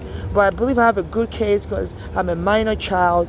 And the U.S. Congress was petitioned to in the 1989 because my daughters went to Nigeria with her in 1988, but they used to beat up my mother, said they didn't want to stay in Nigeria. One of them was very aggressive, Balali. So my mother sent them back to America to stay with a white family. So as soon as they got to America, they beat up the white family they were with. So they were going to send them back to Nigeria, but my mother said no. One of them had a sickle cell flora. So my mother said they'd rather have them stay in America. So my mother wanted to come. So the U.S. Congress took up our case. The name of that representative, his name is Alan Spector. Alan Spector took our case before the U.S. President Clinton. And our case went before Congress. That is a case the children were unruly in America, but one of them had to do an operation because she has sickle cell flora. And they believe maybe those kids were missing my mother and my father. That's why they're giving problems in America. So that Alan Spector with the social worker petitioned, he was a U.S. senator, petitioned Clinton that they believe the behavioral problems these kids are having, Polanyi and Flora. They didn't know those kids always had a problem, behavioral problem. Regardless, my mother said, that Polanyi was violent when she was living with that Polanyi in the Bronx also. We fight in school in the Bronx, and that was one of the reasons my mother took her to Nigeria. But the white people in Pennsylvania thought, if me and my mother could come keep them company because they were young kids, they were teenagers, maybe they would stop being abusive, and maybe they'll grow up to become good kids because one of them had a medical condition, had sickle cell, and my mother was very sick, worried about that daughter. So the case went before the U.S. Congress, and I believe President Clinton signed a bill to have me and my mother come. And as soon as we came, they arrested me at the airport. And I used to be so happy in the prison. Even the immigration prison guard thought I was crazy. Like, nobody comes to prison and be happy. Because I know, because the judge was nice to me, and the judge was trying to help me. And the judge told my lawyer to say my case seems to be very good. Said my lawyer should investigate with the Congress, to see if my claim is accurate. But my lawyer said he wants to rest on the record. He doesn't want to investigate it, and I should just be deported. So the judge ordered me deported because my lawyer didn't want to help me and stopped showing up in court. Around that time, my mother fell sick. She was in the hospital. She ended up having a heart attack after that. So I stopped smiling, after I got ordered deported, So I had to take on my case ever since then for 8 years. So now I guess that's why this Trump hired an immigration ICE secretary, because I've been trying to sue him and he's trolling me. I am an ICE agent called Secretary McLaughlin, Tricia McLaughlin. And it's just too much. It's just too much. And he just want to get me to stop smiling. I used to be a happy kid, I had a very awful childhood, but I always try to be happy. And it's just too much. This is crazy. And then, scaring me, detaining people. And they're trying to scare me from coming to the immigration office to apply for a new green card. And they just want me to get married to an American so the American can take all the money. But it's not what human life. Killing people. There's another immigration detainee from China killed himself by suicide. and framing people up as crazy. They said that's the best way to abuse somebody in America. Said acting under the control of Trump. He said Trump sent his transportation secretary to tell the MTA that they need to start locking up homeless people.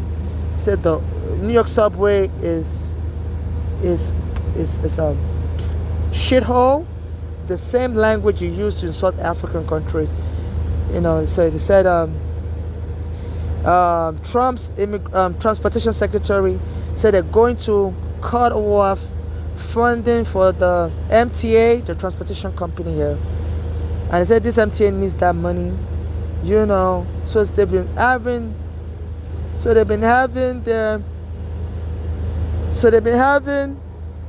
their police and their staff insult me. Don't let me use the bathroom. This has already started. And they're just jamming up crazy people that are not even crazy. I'm not crazy. You know, so say August 13th, so they're rounding up people, locking us up in the mental wards. They almost got me locked up in the Jamaica station also. I'm going to show you the video later if you're watching this video. Yeah, sometimes when I'm using the bathroom in Manhattan train station, you know, they'll kick the door open with their leg. And the police say, get out of here while I'm using the bathroom. And will tell me not to tell me how to walk out naked. So, you know, say I'm scared. The police will tell me they're scared. I'm reaching for a gun. When I'm using the bathroom, kick the door open and get me out. So they having their white police. They want their white police to kill me the most vicious way. They believe as an immigrant, nobody will march for me, or nobody would care. And it just claim I'm a crazy immigrant. They had a rough childhood, been, you know, depressed from immigration prison, you know. So they're lying on me, trying to, excuse me, you're stepping on my bag. Don't do that. Don't do that. I always get for the bomb. People always trying to rub their body on me. Anytime I'm recording anything, people rubbing their body on me. I don't know if these are undercover agent. I always tell people I'm not into any hanky-panky. I'm not looking for any lover. I'm not looking to be ambushed. I always tell people to stop rubbing their body on me. You know, I don't know what is going on. I'm not looking for any lover. I'm not, you know, anytime I'm here, people will come in. A lady brought her kids and her kids got naked while I was here some days ago. I said, why are you doing that, miss? She was like, you know, she's been looking for a bathroom and the kids couldn't find a bathroom. I'm like, there's restaurant everywhere. Even I'm allowed to use the bathroom in the restaurant. I buy food, you know. And she said, I'm going to take your picture. So, you know, I think you're just trying to rob people. You know, I believe she was an undercover FBI agent. So they're trying to say that they're locking us homeless on the street, saying we're crazy, we're fighting people. And she started taking my picture. I was just charging my phone. I said, I think you're just trying to rob people. So I'm taking a picture. You know, she had her kids naked. So they're framing me up, having people rub their body on me, you know, using little kids to taunt me. So I guess they just, you know, want to take every money I have. I don't know what, you know. So this is beyond immigration enforcement. Your U.S. Supreme Court, this is not legal. Under Section 1986 of the federal law, nobody can hide under the color of law to abuse or commit crimes. You know, and there's so many other, you know, and so many people have been gotten killed. Like this Trump has been taunting me, calling me Putin. I believe it's means referring to, they said he always refers to people by nickname.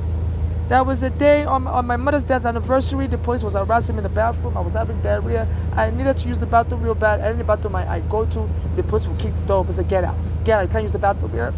You know, so I called 911 when I was crying since my mother's death anniversary. It was like May 20, 2000 and something. Trump was already president. So it was May 20, my mother's death anniversary. Like between 2017 2019. So I was calling the 911 crying. So today's my mother's death anniversary, and any bathroom I try to use in the train station, as soon as I get in there, the police will come and kick the door open and say, get out, you can't use the bathroom. No, get out of here. You know, trying to get me to crap on myself, to dehumanize me. So I was calling 911 crying. And the next day, Trump said he heard Nancy crying. Nancy, as I did again, crying all over the place. So you need to be ashamed of yourself, Nancy. You're crying. You know, at that time, he had a problem with Nancy Pelosi, and they were exchanging messages, insulting each other, you know, very childlike. You know, they said this is how this Trump does. He likes to engage in very childish behavior.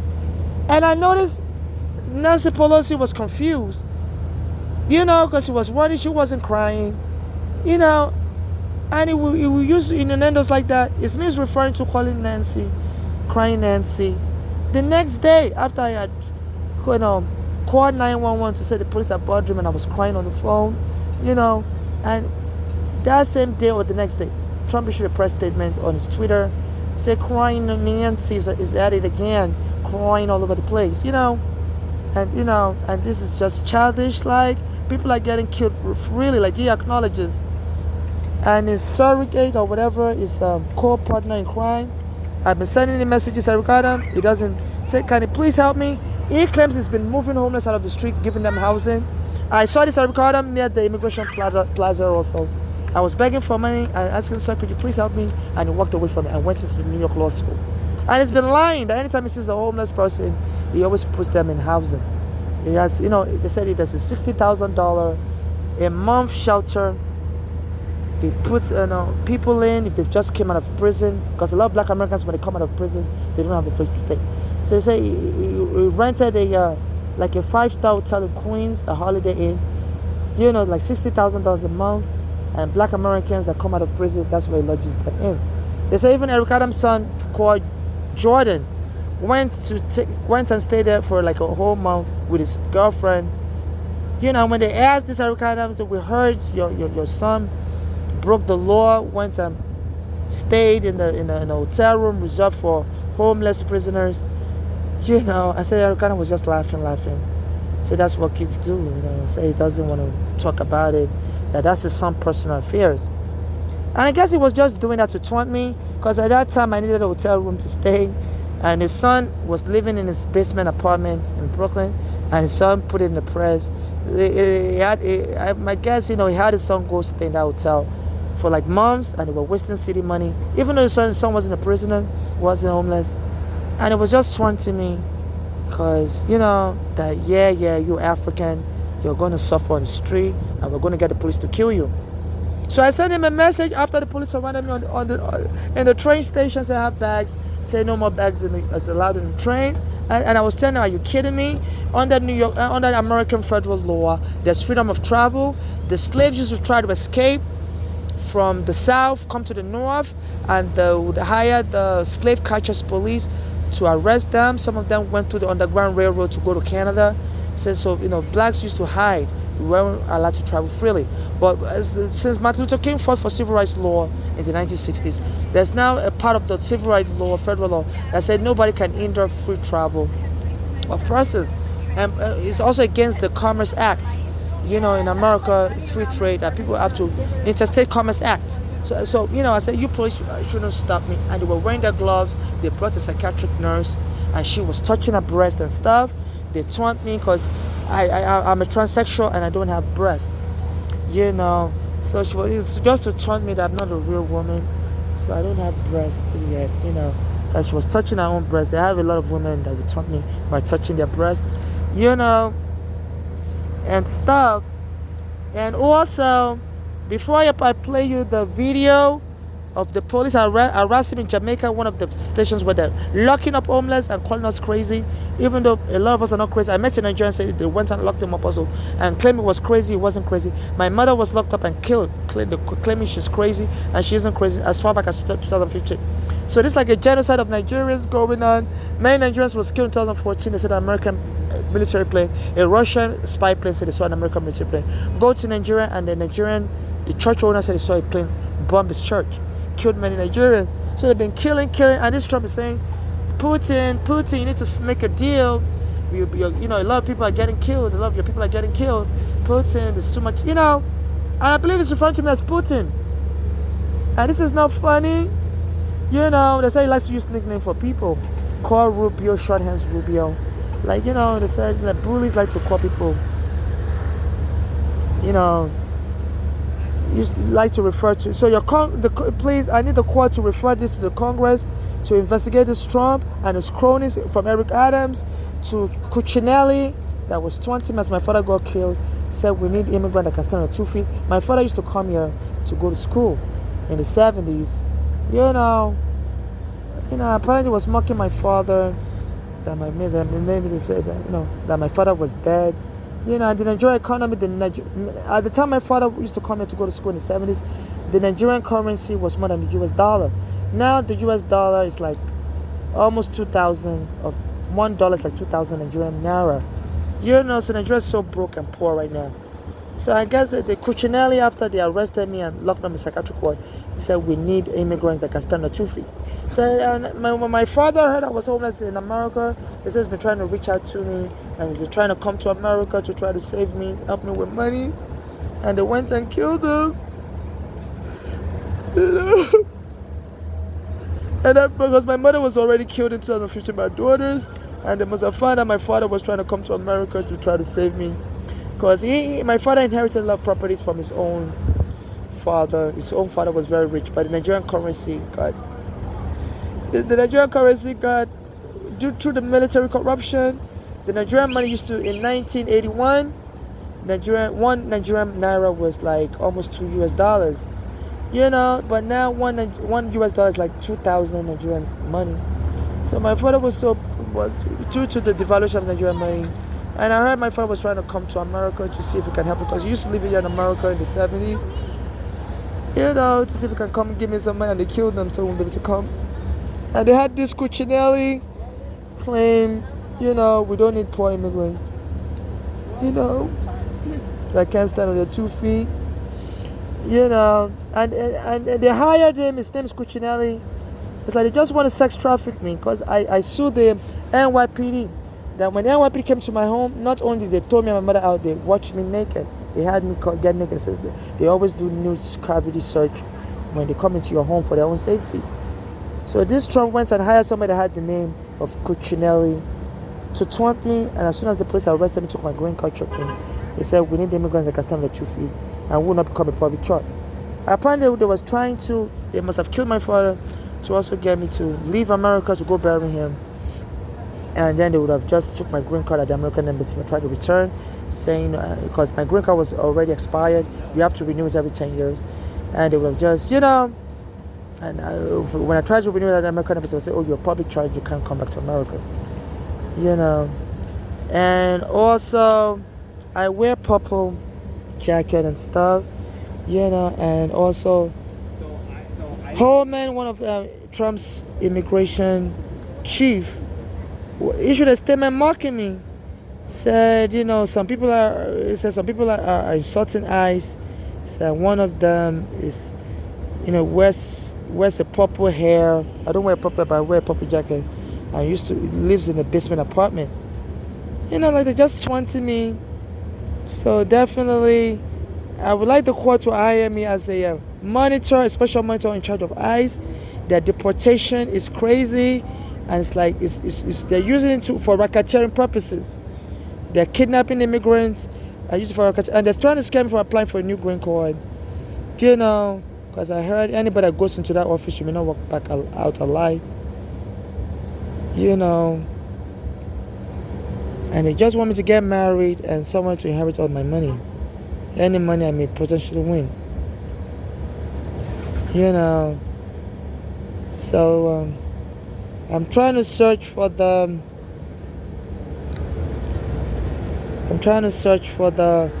statement Holman made. Is one of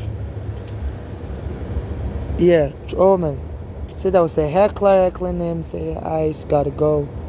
And said, you know, he told said the guy doesn't have balls to be an ICE officer, and said the guy lives in the basement. So I've been making public speeches that I want to appeal to the court to make me a special monitor for ICE and the deportation policy, because they love the corruption and racketeering that may be going on. So I think this is in direct reference. I don't know if they hired that heckler to echo Holman on purpose so he could make that statement. He said, you know, so he feels, you know, this is another innuendo. He said, so what surprises me is the guy doesn't even have a purple hair.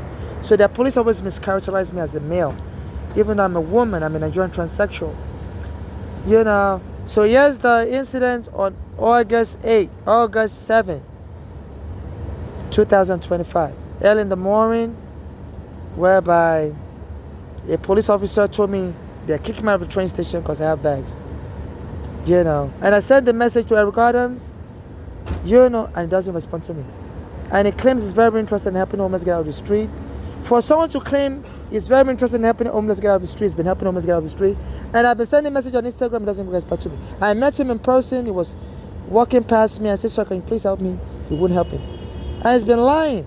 I said the New York, because I was also speaking publicly on the train and everywhere, online also, saying New York City should emulate Texas, Dallas. The mayor there started giving people on the street housing vouchers so they can rent an apartment and don't have to go to the shelter, because I was abused in the shelter with my mother. That's why we left.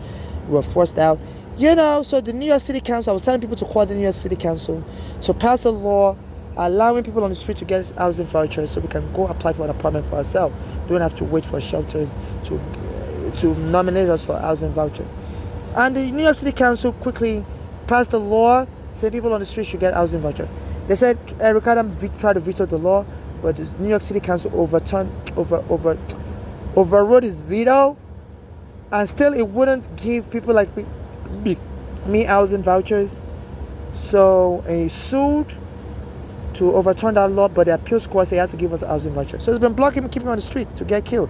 I think he wants my head on a silver platter for his friend. Eric Garner that was killed, his family friend Eric Garner was killed, and he wants me dead also. But his friend was trying to help me. I think he believes the push should have just killed me. You know, not Eric Garner. So yes, this police bothering me everywhere I go. Oh, okay. So why is the reason why you're okay? And you're gonna have to move off the train. So why is the reason? It's against regulations with the card and everything in the So, thing. and I told you this is not illegal. If you don't move it, we're gonna. They told me bags are So not you're illegal. constantly following me around, and you didn't turn your camera on. You didn't turn your camera on, so I'm letting you know. I'm letting you know you're harassing me, and you're not supposed to do that. You're telling me my cut is illegal. Yes. Why's my cut illegal? The size of everything on it. The size, and I'm telling you this is arbitrary. And you're making fun of me. I'm a foreigner. No. You guys have been following me around. I have no idea what you are. You're wearing stuff. Okay, I'm wearing stuff. You know, so they make fun of me. I wear glasses and stuff, and they were following me around at the Jamaica Center. They're framing people up as crazy. So they've been mass arresting people. I think that's their nerves behind. They're hiring black Americans to troll me, and they'll frame me up as crazy. Say for having a bag, I must be crazy for having a bag. And they call my bag garbage. I use my bag to keep a lot of the drinks I drink because I have anemia. I have to buy multiple drinks. I get so exhausted. They don't let me stay anywhere. They kick me out on the street in the rain. It was raining on August 7, 12 midnight. Near the airport, Jamaica Center. You know, people come, even the MTA was doing ads saying if you're trying to go to the airport, don't take a Uber, take the train. They even have special trains that have space at the cabin, at the roof where you can put your luggage. They say, you know, so they make fun of me as a Nigerian transsexual. Mock my property. I wear cheap glasses, cheap clothing. And you know, and they throw me out of everywhere. 12 midnight in the rain. I have anemia. I'm especially susceptible to get pneumonia. I have low blood counts. I'm always tired. And they threw me out in the rain. And I become soaking wet, so people can be making fun of me and say I smell like wet.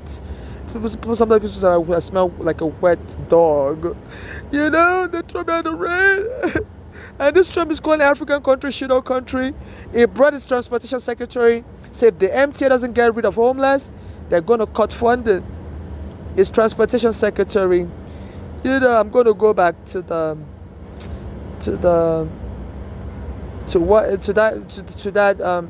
report from the transportation secretary. You know, so they arrest me. I have a family history of cardiovascular illness.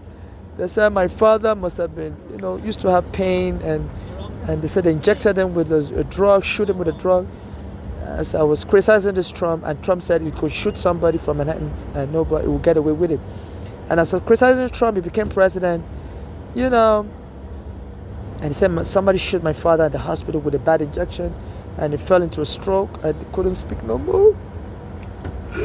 I was just looking into the camera, you know, as somebody was contacting him from America while he was in the hospital, and he said he died after that. And they're killing people in the most awful way. Say America's not gonna pay nothing. So this carnage needs to stop. There's a lot of immigrants are committing suicide. This carnage needs to stop. You know, they'll be laughing at me and they'll be mocking me. You know, and that nurse is a Jamaican. One of the nurses in the hospital was mocking my mother also before she got. At some point, she started touching her breast area to mock me for not having a breast, I guess. So she's the one helping them to lock up people. And she was about to order them to lock me up also. I quickly fled. You know. So they said they said I can't have any cards at all. You know, it's like they want me to die of exhaustion. I'm not a slave. And when I carry this stuff on my body, it's been tearing my jacket and stuff. I'm in pain. They want me to die of anemia. They told me I can't have bags. I can't have any cards at all. You know. This is August 7, 2025. People view my stuff and nobody helps me. Nobody donates money to me. You know, and they treat me like a criminal for being Nigerian. The Nigerian embassy went up in there. That's her touching her breast area. You know, so that, this is sexual harassment.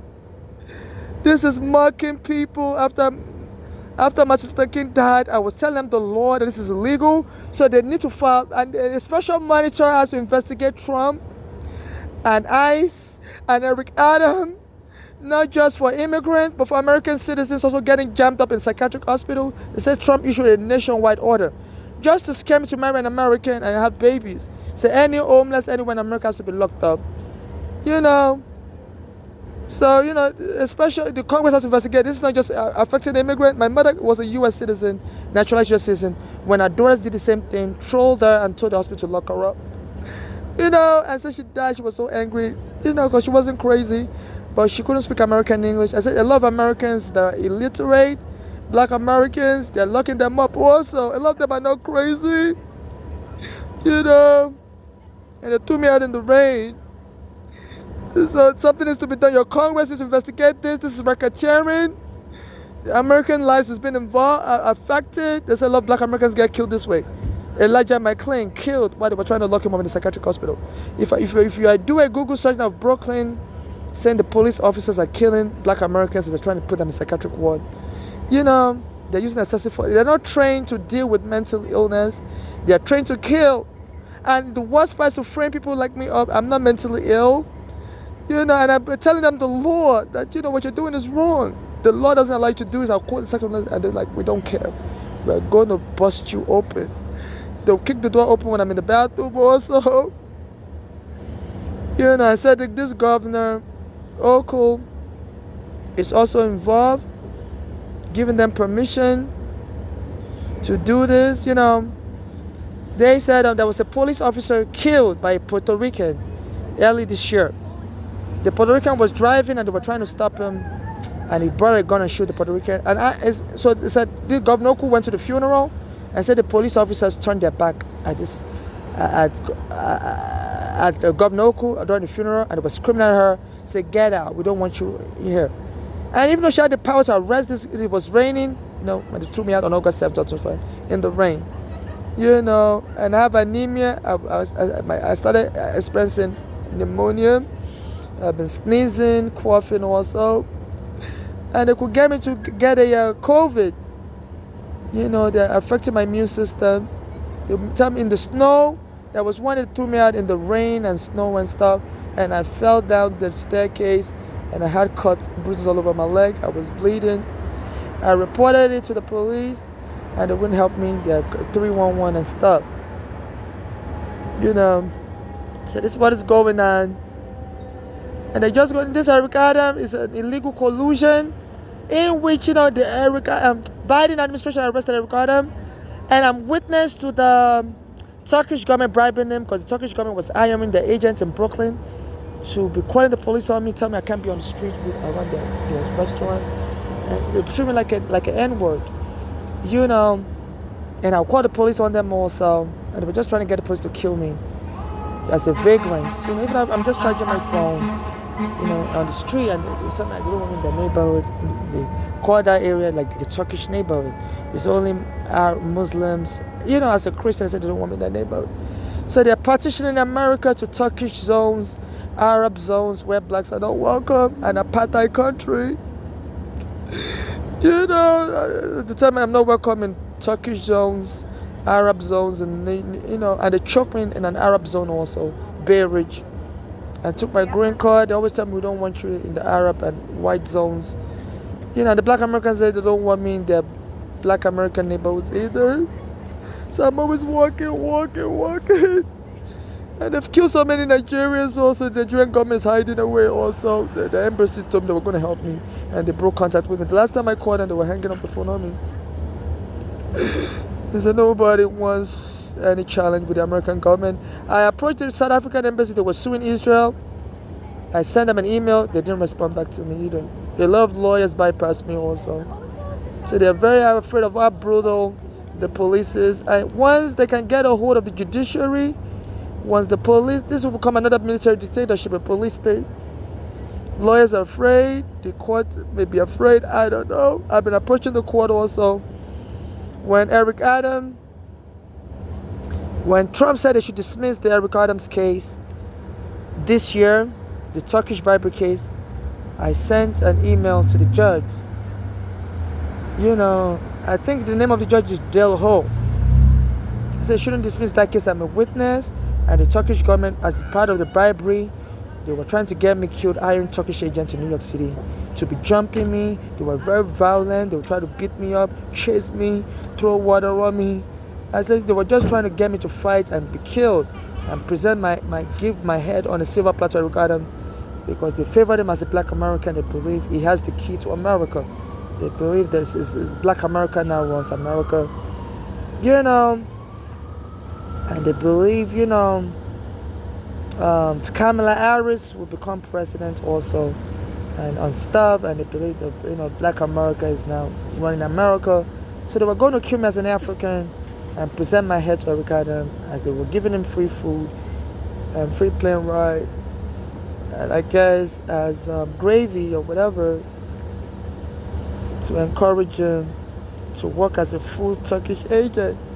And Trump's, and they had so much evidence on Eric Adams, the prosecutors resigned. And Trump superseded the court system. I said they should drop that case. Say he needs him for a special immigration job. And I guess that job, and they sent the email on on February 14. So I think it's just trying to get, which is Valentine's Day. And I told that to the judge, Dale Ho, that, it's like they're mocking you, judge. You may not know what is going on, but they send you an email. They said they filed the court papers on February 14, 2025, that they want the judge to dismiss the case. I said they need Eric Adams for a special immigration case, immigration enforcement. And I told the judge, you may not be in on the scheme, but they're trying to marry me off to an American sex trafficking. And that's why they need this Eric Adams to be mayor, so he has black American gangs and police officers that attack me and try to force me to a fake marriage. They've already introduced me to some people here that are American citizens. One of them raped me and kicked me out of his house because I didn't want to get married, and said I'm free to come back if I want to get married. I called the police on them. They punched me because I said I didn't want to get married and raped me and threw me out of his house. So I'm free to come back if I want to get married. Otherwise, I'll be on the street. And now the police say I can't be on the street either. They're going to lock me. And this Trump has been saying that Putin, you got to agree to the deal. People are getting killed, Putin. It's all your fault, Putin. So many Nigerians have been killed. My friend Eric has been killed. This is crazy. And your Congress are shying away. I sent a message on Instagram also. Everybody's just hiding. It's very embarrassing. This is very shameful. But y'all gotta take the boot by the straps. When you're a politician, you're a congressman, you signed up for this. And y'all gotta apologize to the world. Yeah, with your tail tucked behind your back. That this country has been preaching human rights and has fallen short during the slave trade. And, I appeal to the world and apologize to the world. There's no way to gangster this. I used to say, New York needs to tolerate immigrants. I said Nigerian just became mayor in Ohio. I said in Ohio where they let immigrants get driver's license. And they sent their police to choke me, beat me up, take my green card. And then weeks later, Eric Adams went and said, go back to Ohio, go back to Iowa, we're not going to welcome you in New York. You know, this is crazy. This is crazy. And then I applied for food stamp, and they blocked the picture. So they don't want me to have a photo ID, because without a photo ID, you can't even rent a hotel room, you can't be independent. And they're trying to force me to go back to the guy that raped me, because he said I'm always welcome back to be raped again. But I have to agree to marriage. You know? You know?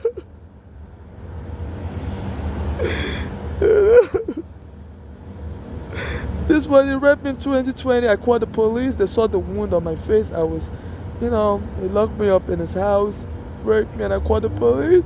And the police came, and they told me to get out of the apartment.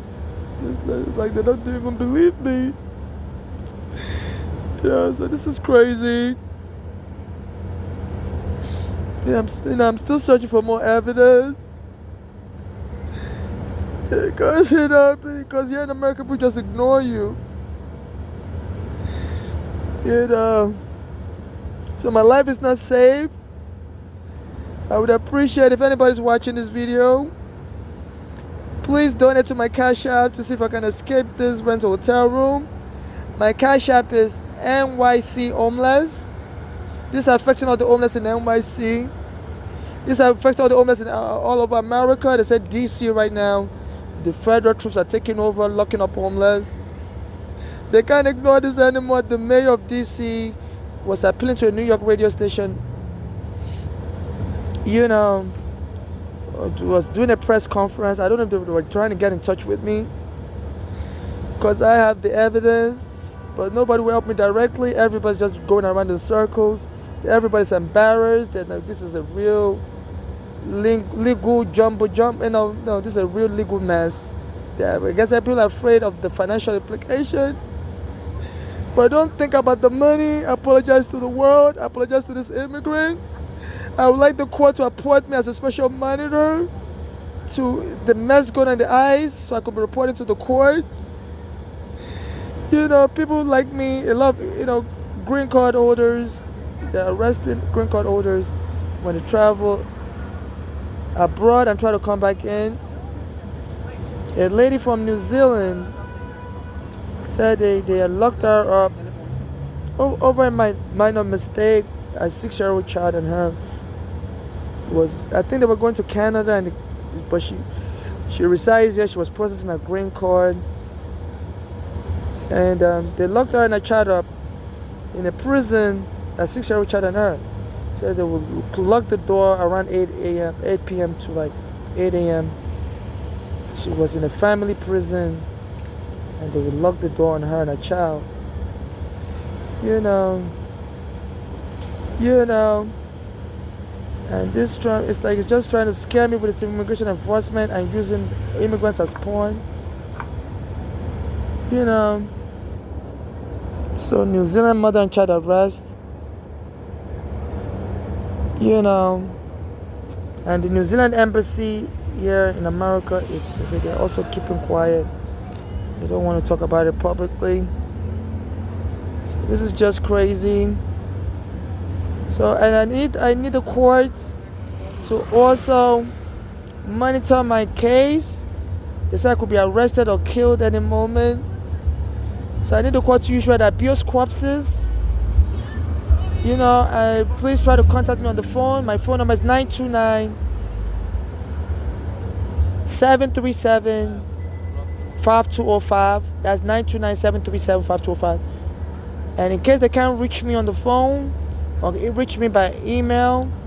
My email is B as in Brooklyn, A as in Apple, B as in Brooklyn, A as in Apple, T as in teacher, U as in university, N as in Nancy, D as in David, E as in Edward, O as in Orlando, L as in Larry, A as in Apple, B as in Brooklyn, O as in Orange, P as in Peter, O as in Orange at AOL.com. To issue any abuse corpses, in case they can't reach me on the phone or through my email. I would like a teleconference on the phone because it's not safe for for me in any courtroom as an immigrant. They may try to kill me in the court. They say they arrested immigrants in court. I would like the court to do a teleconference on the phone with me and with the ICE and with Eric Adams to come and testify in court. Why hasn't been blocking me from getting housing? He's been saying he's been helping people get housing. You know, says it's helped like 3,000 people get housing. I've been sending them messages on Instagram and doesn't respond back to me. For someone that said he loves getting homeless people housing, say he used to be homeless himself as a child. Why is it blocking me? There's a court order since the 1990s that people vacated from a basement apartment have to be put in a special hotel room with kitchen and their own private toilet. They never did that for me and my mother. Put us in a general shelter, and when they were harassing me and my mother anytime we tried to use the bathroom. So that's why, me and my mother had to flee. She's now killed. So I need the court to order the city of New York to put me in a hotel room right away, where I have kitchen and bathroom, and they should stop any attempt to sex traffic me, marry me off to a rapist in the Bronx or anybody else, and stop sending people to be touching me in a sexual way. I'm not to be auctioned off as an African slave, and stop and issue an stop and desist order to Staten Island Ferry to the MTA. They said Trump sent his transportation secretary Duffy to issue a warning to the MTA that they have to get rid of the homeless that were making the subway shithole and lock us up, otherwise they're going to lose funding. Since then, the MTA has been hiring their staff to insult me. People are singing Ice Ice Baby. And it's making a buffoon of immigration enforcement. So no more trying to lock up people to get married to an American, for American to inherit a baby, to inherit money, and maybe snuff a pillow on my head and kill me off while I'm sleeping and claim I died accidentally. And inherit all my money.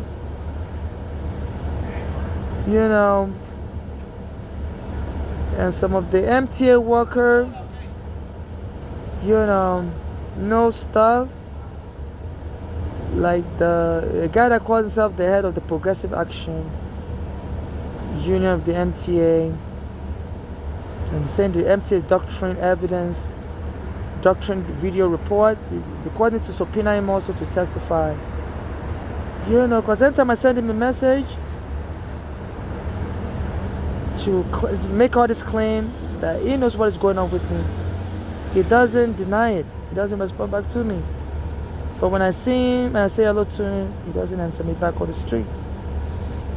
So I don't know whether he's afraid or what is going on. But he's been playing his piano, say Jesus says we should love.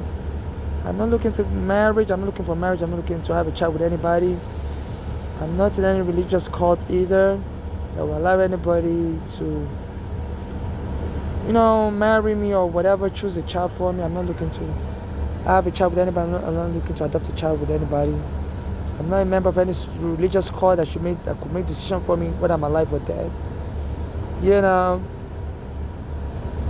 And it's just so much what is going on, and this affects not just immigrants. They say they're raiding homeless people, a lot of them Black Americans and Spanish people. They said they've arrested so many American citizens also in California. The judge, they had to issue an order in California to stop some of the immigration enforcement. So this is affecting everybody. And the U.S. Supreme Court has said judges can issue nationwide stop and desist order if it's a class action lawsuit. So this matter affects everybody. So I want the judge to go ahead and issue a stop and desist order, and I want to be hired as the special monitor over ICE, and over the Department of the Federal Department of Housing Services, to see how to I don't know their exact name, to see how how the homeless in America that can be targeted under this Trump raid, regardless of whether they're U.S. citizens or not, how they can be provide housing for them in an emergency manner. So I want the court to give me special powers to save homeless people like my mother that was a U.S. citizen. But she was framed as crazy and killed. I don't want any American citizen or foreigner to be framed as crazy and killed. So I want the court to appoint me as a monitor over the Secretary of Housing, as a monitor over FEMA, and to declare homelessness a federal emergency. And instead of framing people up as crazy, I want to be able to house people like FEMA did under Hurricane Katrina, house people in housing right away. And I apologize to anybody that's been framed up as crazy under this Trump directive. The court has to step in. My mother shouldn't die in vain. She was a U.S. citizen, framed up as crazy. That's a lot of people are getting killed, being framed up as crazy. And I've been contacting the Attorney General, Lisa James. She doesn't respond back to me. Before my mother was killed also, I contacted her. She was the what was the title? Public advocate. And I told her to help me, and she was helping Black Americans that were being evicted by their landlord wrongfully. And the court told her she can't go after private landlords as a public advocate. She can only help people against police abuses. And I contacted her office, they wouldn't help me. And soon after, my mother got killed. So we as, minorities within the minority, transsexual Africans, we experience discrimination even from Black Americans, from everybody else. And, I've been sending messages to the Manhattan prosecutor, is also a Black American. It was also the Eric Garner's. I don't know why God set this up like this. It was also Eric Garner's lawyer, and he wouldn't help me either. It's like some of them just want me to die also, because Eric Garner that they liked was dead, killed while he was trying to help me. And racial revenge, ethnic revenge shouldn't be part of American politics. I've been saying, I've been sending the messages and he doesn't respond to me. I send him email also, I've been bragged. And the court has to step in. I contact United Nations also. They don't respond to me. They said the United Nations is mainly funded by the US government. I contact the MTA also. They don't respond to me. They've stolen more than 50 bags of important items from me. Since I've been homeless, they've been raiding me. They tell me that they don't want my bags. If I leave my bag somewhere, lock it up, chain lock it to a sidewalk pole. Before I get there, they will have removed it, stolen everything. They stole green card, thousands of dollars, locked me in a psychiatric hospital. And a lot of the politicians in New York State and City are Black Americans also. I send them messages, but they won't investigate Eric Adams. So the court has to step in, because they're making the court like a kangaroo court. I contact the New York State Assembly. I contact everybody. I send them videos every day. Even the Instagram bans me. I'm sending too much messages to people. This was a lawyer that promised to help me. He's been helping Black Americans, and he stopped responding to me. As soon as my mother got killed, he said he was going to help me. So I guess some of them are just afraid that, the feds will come after them and expose any of their hanky-pankies if they dare help me. So it's better safe not to help me and cover up for all the killings for the feds. So this is like a RICO, not just a RICO. This is like a what do they call it? Scratch my back, I scratch your back. It's a quid pro quo. So I love this lawyer. I call it the ACLU also, but it took cases of people detained by ICE, not us, that were likely to be detained also if we show up to seek immigration benefit. I'm trying to renew my green card now for 6 years. They've stolen it from me. The police stole it from me, and I've been sending ACLU and NYCLU, but they went and filed a lawsuit and removed me from the class action. So only people presently detained. not people at risk of being detained, you know. So I want that class group to be extended. I don't know if it's just naivety on the part or if it's intentional, but whatever it is, I would like the court, I'm filing this as an amicus brief, as a friend of the court brief. I would like the court under Judge Kaplan and other people watching this video to file a brief also that the class action suit should be expanded, that protective class action suit should be expanded to include people that may be arrested also, either, you know, when they seek immigration, try to seek immigration benefit. I can't travel, not that I want to travel, the world is not safe for me, because there's British agents also harassing me here in America, because I've been saying in Guantanamo Bay prison, the British were complicit in torturing some of the foreigners, you know, so I've been getting harassed. I guess they're trying to get me to shut my mouth, and they just try to fight me on the street and stuff. British citizens and with British accent, so I don't know. So this guy also, he works for the MTA, and he said the MTA is very evil, and he's been playing the song Lock Up, you know, some hours ago, and sometimes when I see him, I say hello to him, but he wouldn't respond, but he post messages online that's like he's referring to him. I've been sending messages and he doesn't dispute the accusation. When I send him messages online, he doesn't send me a message back, you know. So he chose an African artist. He works for the MTA and has been reporting. Said the MTA always, you know, it's describing them as a criminal organization that cover up abuses and also hides video evidence, doctor video evidence. I'm afraid they could kill me, and you know, because of the godfather of New School Union representation, so he's a union boss. And under the laws in America, transportation workers have to protect passengers. You know, that's the job he signed up for. But you know, but he's mainly protecting his fellow workers. There are also Black Americans and stuff. So you know, this would, you know. And they posted this video. Akon locked up is an African musician. Today, just like 5 hours ago.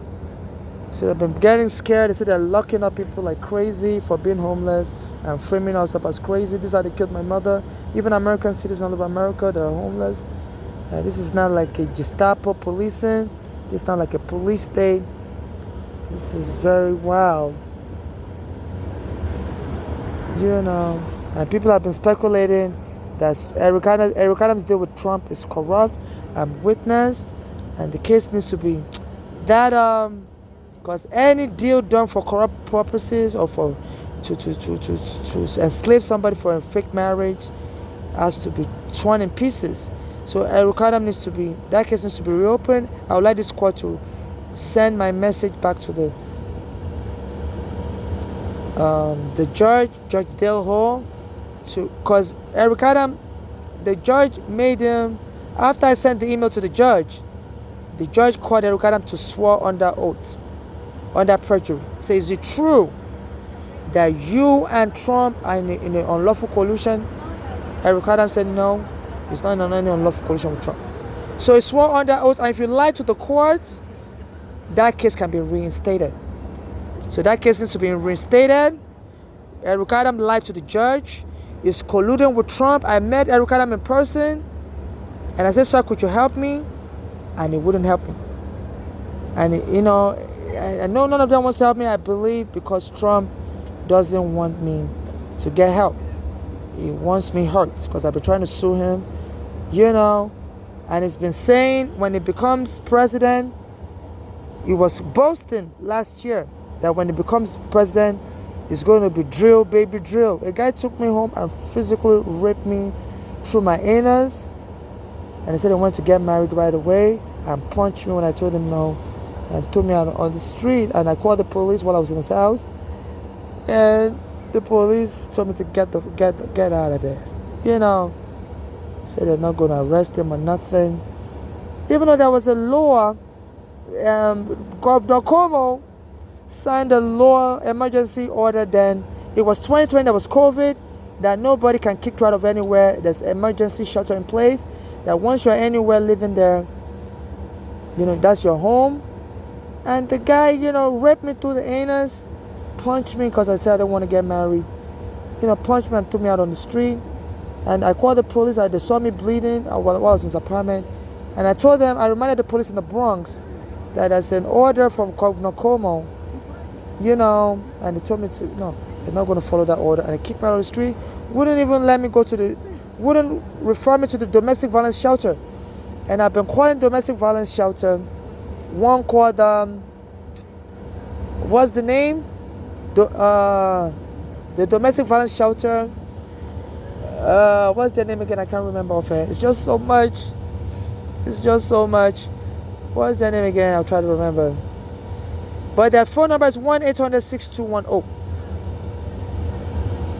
If I dial their phone number now, Google will tell me what their name is. 1-800-6210. I'm gonna Google search their phone number. Save Horizon. Yeah, Save Horizon. When I had my immigration case also, I used to call them for help.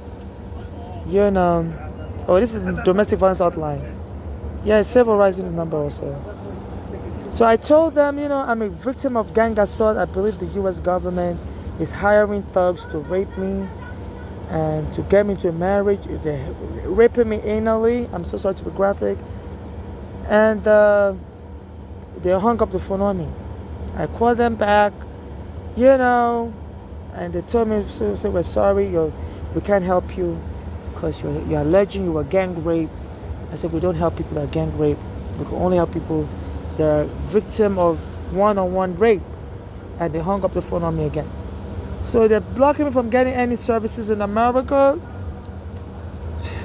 And they said this Trump was boasting that when he becomes president, so it's going to be drill, baby, and drill. So we're going to drill and drill and drill and drill.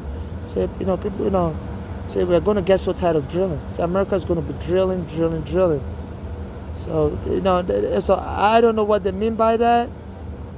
So I don't know if they're planning to kill me and have my mother's daughters inherit my money and marry Americans and give the money to them as during divorce. So this is, this is crazy. And they said this Trump has been arrested for, was sued, and the person won for sexual abuse in a store. And I'm trying to find online the posting by Trump. It's not so dark. I've been talking for 2 hours now. 2 hours, 22 minutes. I could talk on and on. It's just too much evidence.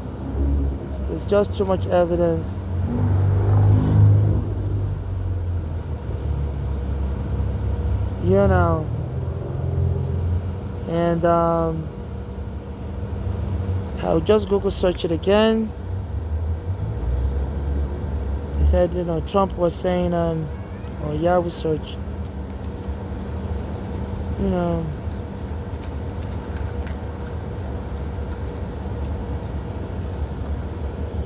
Trump wants to drill, baby, drill. And he hired a immigration boss who called himself Coochie Nelly. And then, it's like he chose that person by the person's name. And Coochie was self-explanatory, talking about sexual stuff.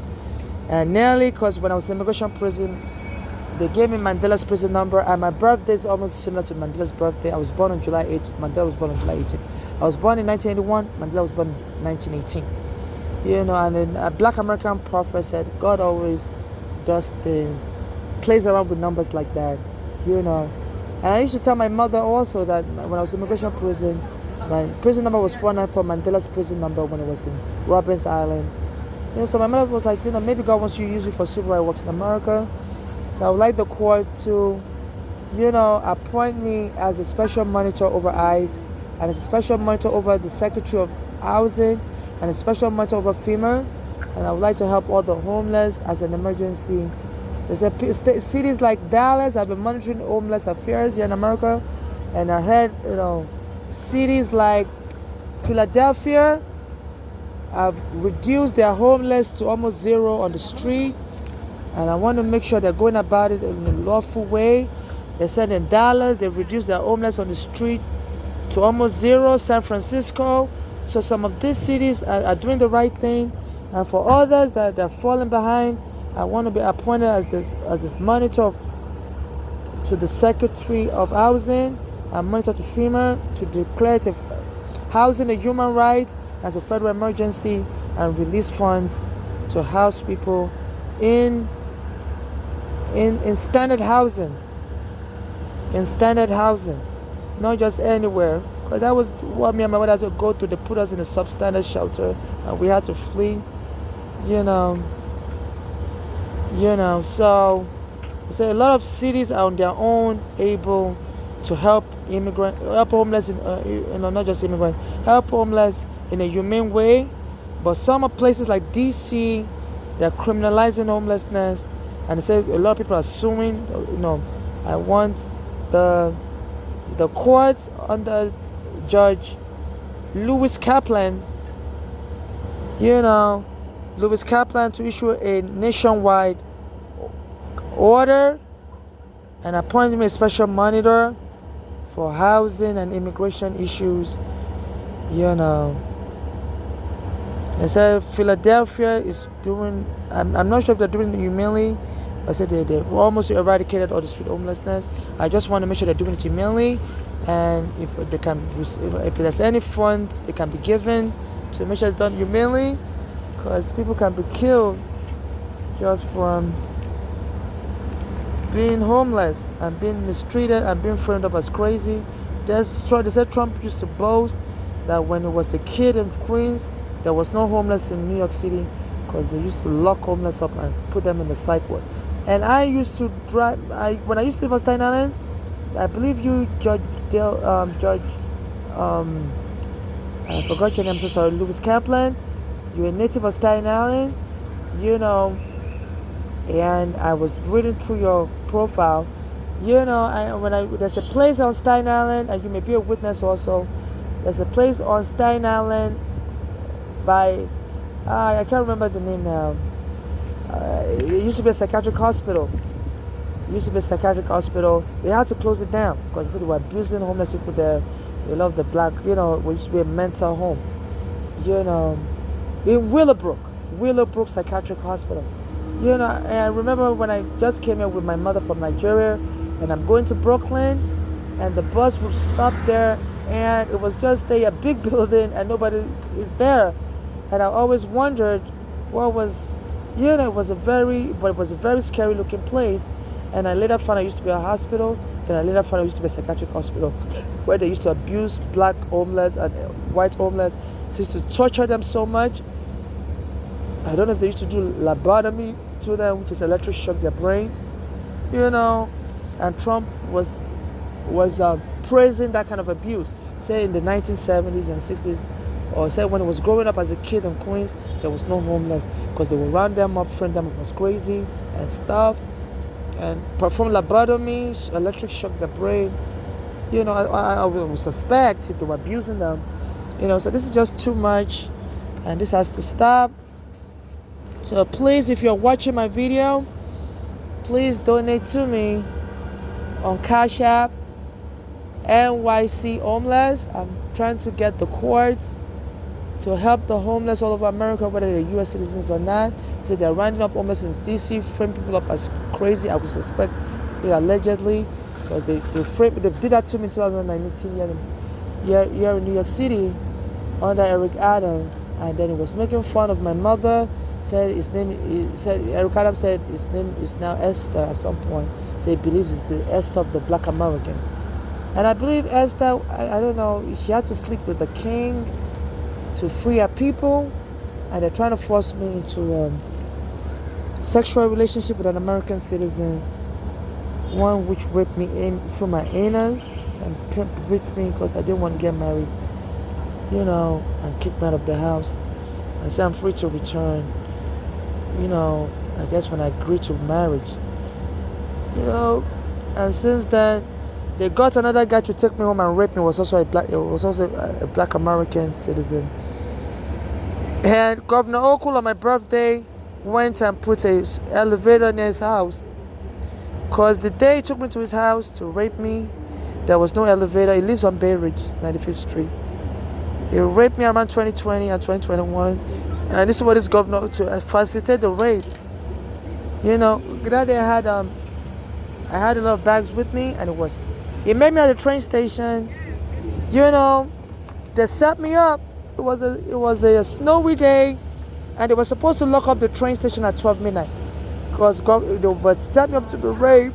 They set me up to be raped. Governor Oku was the lieutenant governor, and Como was the governor.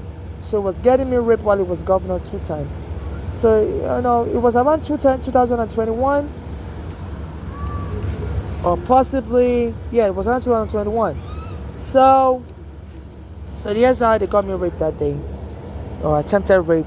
So I used to ride the R train. I have anemia. I used to ride the R train back and forth. And once it's 12 minutes, I would get off in my hand in the cold, in the snow, and I would sit down underneath my umbrella. It would be snowing all over me. I would be shaking. It would be snowing all over me. I would be shaking. It would be snowing all over me. I would be shaking all night long. I just keep on shaking.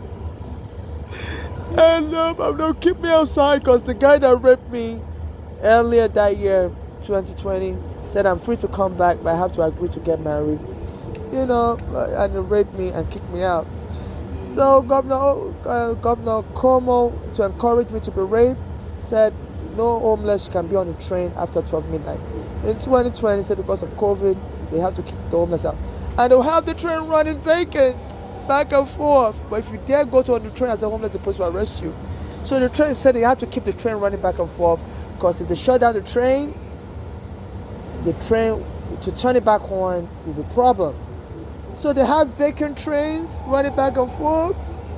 And Governor Como, in order to encourage me to go get raped again, said no homeless can be on the train. So they were trying to force me to go back to my rapist in the Bronx that took me home and raped me. So, many times, it was like around January, February 2020, March, April, around winter. So to be snowing a lot of time, I'll be shaking. I'm just sitting down here. They would treat me like a slave after killing my mother and father. I just keep shaking. And I'm freezing and shaking. But I'll make sure I ride the train till 12 midnight. Then I'll get off in Manhattan. And I'll just sit outside. I'll be shaking underneath my umbrella. So that day, they noticed my style, that I'll ride the R train back and forth. And I'll get off at 12 midnight. So all of a sudden around 11, they said, they kicked me out of the train. I was like, what? It's not even 12, it's 11. They're like, no, you got to get out early. There's a snowstorm and we're kicking everybody out of the train early at 11. So I came out of the train station on 95th Street. Yes, I was standing outside. I didn't have no money. It was snowing all around. So I was just standing outside the train station, and they sent my new rapist. He walked by.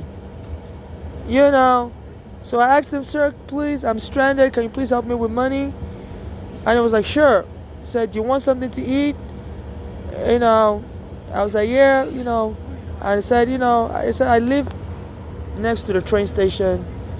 You can come hide in the train. You can come hide in my house till the snowfall is over, because you're trapped there. I said, oh, thank you, you're a godsend. He's like, sure, I'm a godsend. I said, sir, I'm not looking for any sexual relationship. I said, someone took me home some weeks ago, raped me. I said, I'm not looking for any sexual relationship. He was like, no, none of that. And he told me he was straight. He said it's not into that. I told him I was transsexual. Said it's not really into transsexual. He told me straight. So okay, I said okay. I'm like, okay, fine. So he took me home. As soon as we got to his house, then he told me we wanted to have sex. I told him, but you agreed that no sex. He told me you were straight. But then he kept telling me he wanted to have sex. Then he kicked me out of his house in the snow. So if I'm not going to have sex with him, I have to go. So I went back outside in the snow. Cause he told me I could come stay with him, for a while, Said he wouldn't mind, he told me straight, he's not going to require sex from me. I started requiring sex, so I kicked him out of his house in the snow for me denying him sex. So, so I just, luckily, the snow wasn't heavy anymore, so I just was walking in the snow. Then I fell in the snow, and one guy was making fun of me, saying, Home Depot, ha ha ha, Home Depot, haha, I guess, I heard now Trump is deporting people, raiding Home Depot and deporting people. So, and I brought my phone out and I was recording it. Cause the weather, it was unsafe to be walking around. It was a heavy snowstorm, So I believe the Governor Cuomo hired this guy to see, if he can rape me also and get me married, and kick me out, and then and that was that. And one day I saw him on the train, and then he told me I could come stay in his house, that he's not going to ask me for sex, and like a fool, I agreed. And as soon as I went there, he was demanding sex, and he threw me out again the second time around. So now I heard, but back then, I had my luggages with me, and he helped me. There was no elevator in that area. And he was complaining my luggage was too heavy for him, It was very rude and stuff, It was just very condescending. So it was like they were trying to treat me like a sex slave. They don't even, it was very, because all these people, they were hired to rape me or attempt to rape me. They would be very rude to me. They were treating me like I'm beneath them as an African. So they were hiring people that had American passport, people born in America that were black. One was from the Caribbean, his family was from the Caribbean, was born here, and the other one's family was black American. And they would treat me very rudely. They would be very rude to me, treat me like I'm a slave, like they were bringing back slaves in America. But this time around, they were having the black Americans and slave Africans. I say to even the score. So this was this Governor Cuomo and Governor Cuomo and Governor Oko. Then they removed Governor Cuomo from office. Said it was a sex abuser allegedly or something like that. But not after he had got me raped. So they got me almost raped in Brooklyn, and they got me raped in the Bronx. Governor Okul and Cuomo, because they were the one running New York and administering the MTA. So they locked up all the bathrooms as soon as COVID hit in 2020. And this guy came to the train station, the one in the Bronx, came to the train station in 2020 and told me, I could come to his house to use the bathroom. And as soon as we got to his house, he told me he wanted to get married right away. Raped me anally, and then kicked me out for not agreeing to marry. And I called the police in his house. They saw the wound in my head, and the police wouldn't help me either. Even though the law said once you're in somebody's house, you're considered a tenant. They had a shelter in place that wherever you are, you're considered a tenant. And I was held up there for many days, because they locked up the bathroom in the train station. I didn't have my ID. They stole my ID. The police had arrested me prior to that. And then Ricardo was celebrating that you outsiders are not welcome. It was the borough president when the police stole my ID. He was aware. And it was saying you outsiders will never be welcome in New York after the police arrested me. And wouldn't help me investigate, get me my ID back. He was aware. So Ricardo needs to be arrested for human trafficking, being aiding and abetting, hostage, because when they take your ID, you can't move freely.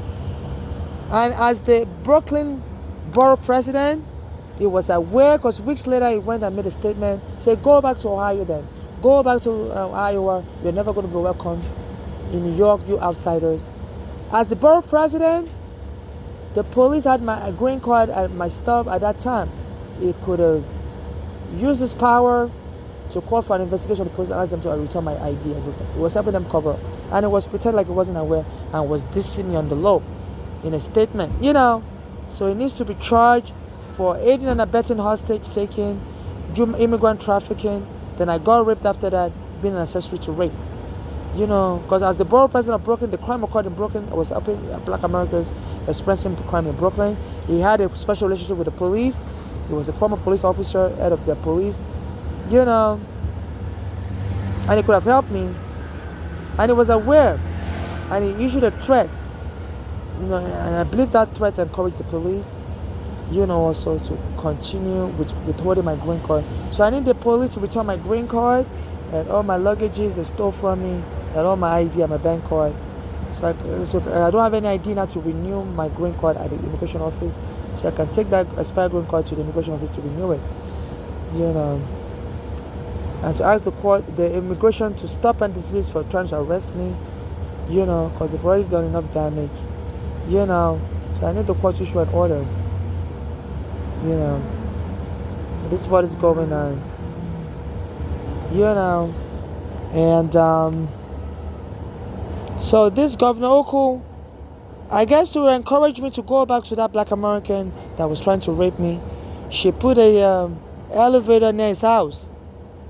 That area doesn't need an elevator because some few blocks away there's another station called 86th Street. They have an elevator, and you know, and so they're wasting city money, state money. You know, so because I always struggle up and down the staircase, I have anemia, sometimes I fall down the staircase. You know, so sometimes when the police tell me not to have say Governor Oku said I shouldn't have a stroller anymore, that only women can have strollers if they have a baby. I used to put my luggage in a stroller and push it. So I tell them I have anemia and I feel dizzy if I don't put my stuff on a cart. So now the police tell me I can't have a cart. As this Governor Oku is torturing me, I guess, to get me raped. So she went and put an elevator near this Black American house, and it treated me so awful. Kicked me out in the snow. And another time, he took me home again, kicked me out again. You know, it was so condescending towards me. You know, I was trying to use the bathroom in his house, and he kept knocking on the door. I asked him, am I okay in the bathroom? Am I okay in the bathroom? So they told him to be torturing me in the bathroom. Don't give me enough time to use the bathroom. You know, so I was using the bathroom. Even the one in the Bronx. As soon as I'm in the bathroom, he'll come and be knocking on the door. See, you've been there, you're okay. I just want to make sure you're okay. You're okay. You gotta come out now. You gotta come out now. You know. Because they say gays commit suicide because they're not allowed in the bathroom. And every time I try to use the public bathroom, they'll bring their police officers to kick me out of the bathroom. I said they're going to frame it. It's crazy. They said during slave trade, the Black Americans couldn't use the bathroom in the house. They have to use the bathroom outside. You know. So anytime, you know, so they told the Black Americans that would take me home and rape me to not let me use the bathroom in the house also, treat me like a dog. Anytime I'm in the house, when they take me home, I have to use the bathroom. And I always try to sneak and use the bathroom.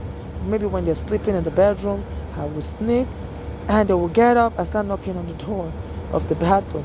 Say, are you okay? You've been in the bathroom and you gotta come out now. You gotta come out now. You know. So this is crazy. They just want to drive me mad. And maybe claim they're married to me. Have me kill myself. I claim they're married to me before I killed myself. You know, so this is crazy. Nobody should have to go through this. And they're wasting money. There was a time this Governor Oku had the National Guard follow me around. If I go to the World Trade Center to use the bathroom, even though there was no terrorism, Biden was president, around 2023, you know, and they'll come to the bathroom with the National Guard like I was a terrorist, you know, and they're not supposed to use National Guard unless there's an emergency, and there was no emergency. Yeah, there was COVID, but it wasn't, you know, the COVID was diminishing, you know, and they would just follow me to the bathroom with the National Guard, you know, and then the snowstorm happened in Buffalo, you know, around that 2023, and they said there was a Black American nurse. She was just 23 years old, and she got stuck in the snowstorm. So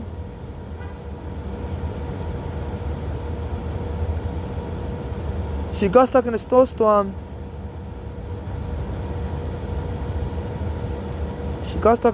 And she called 911.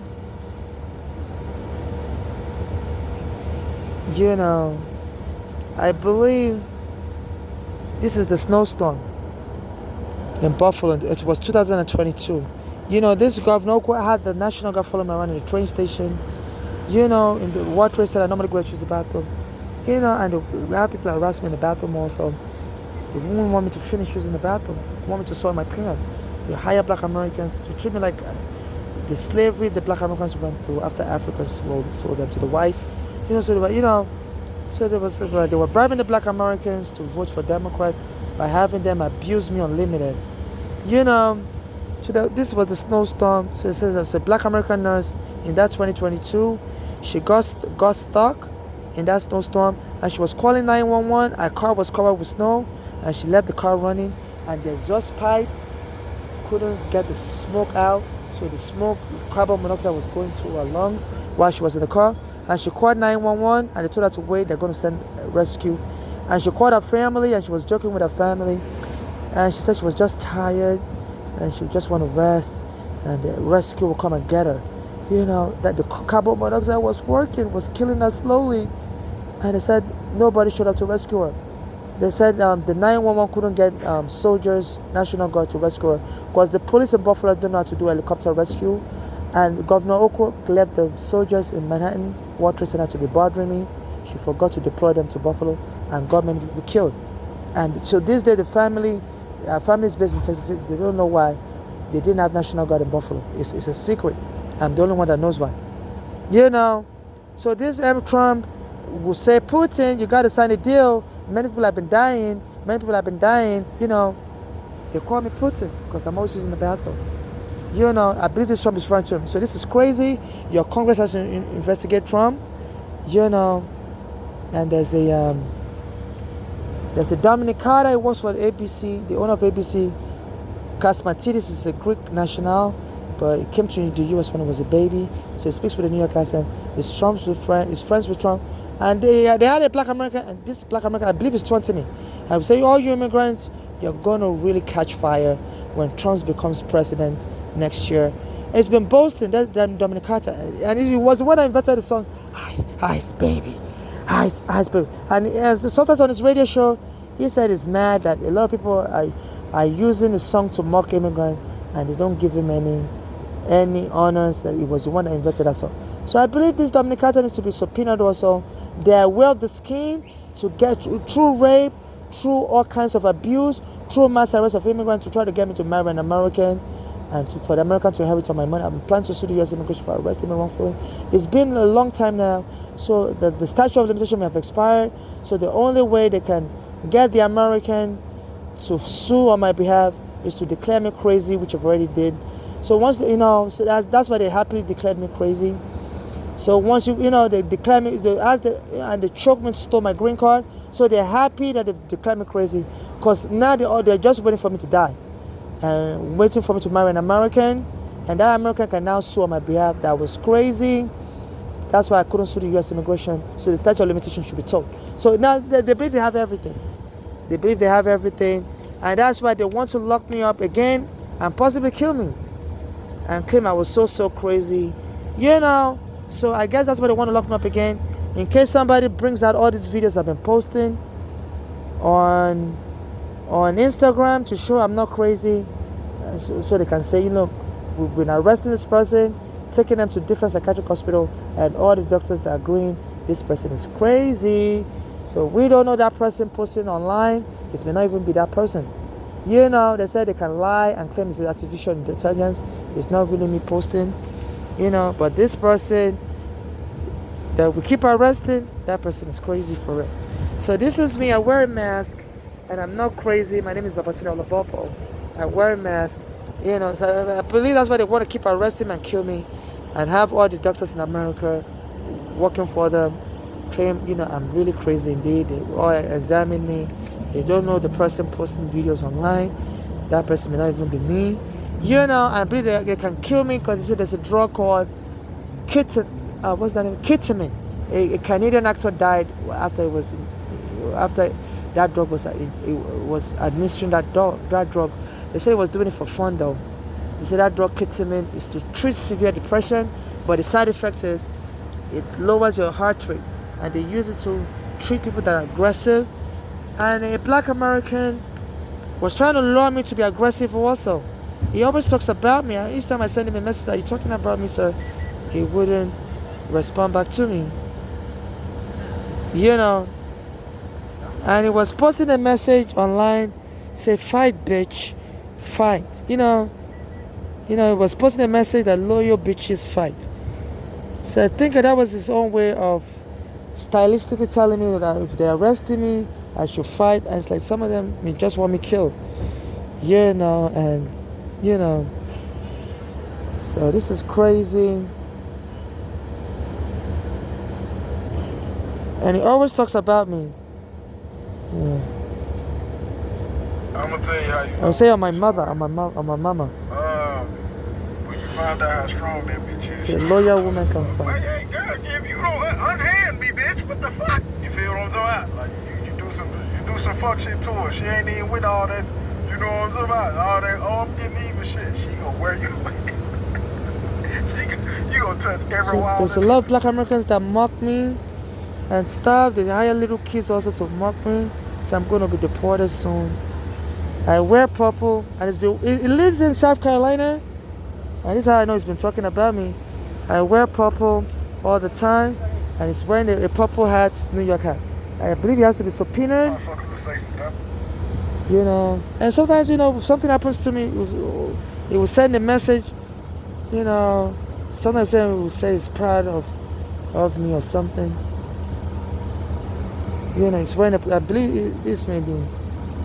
Because something must have happened to me around that August 6th. And it's wearing a purple hat saying New York. He lives in South Carolina. So they have the black Americans mocking me in the bathroom. They don't let me use the bathroom. They'll come and bang on the door, say, "Get out. Get out now." Call the police on me. The janitors, some of them are lesbian. I was born a male, so I'm a gay transsexual. And the last time I went to use the bathroom, the black American worker started locking out the bathroom doors, and they brought the black American police officers and they were inspecting the bathroom I was using. And I've been getting told they're going to frame me up at the Stanley Ferry as using drugs and have the black American police or some other police kill me in the bathroom like Diallo with 40 bullets or taser me dead. So this is crazy. Some Democrats may be bribing black Americans to, allowing them to abuse Africans, and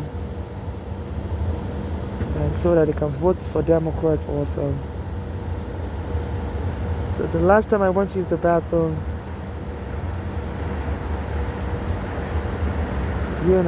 so I was trying to report her to our co-worker. May I know the name of your employer? What's your employer? Right. You're not here. Well, what's the name of your company? HRC.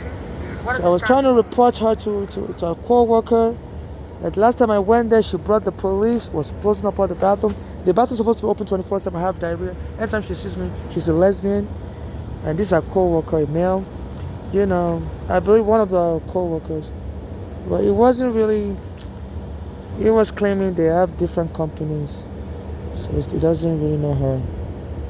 So different companies. Yeah. That, so this was her harassing me as I was trying to use the bathroom that day. Just one employer that does the click. So let me play the video of her harassing me. So they always use their children to ambush me. The door is open, I can't get over that. And they always use their children to ambush me. Excuse me, is there anywhere I can get around? I don't want to shield up.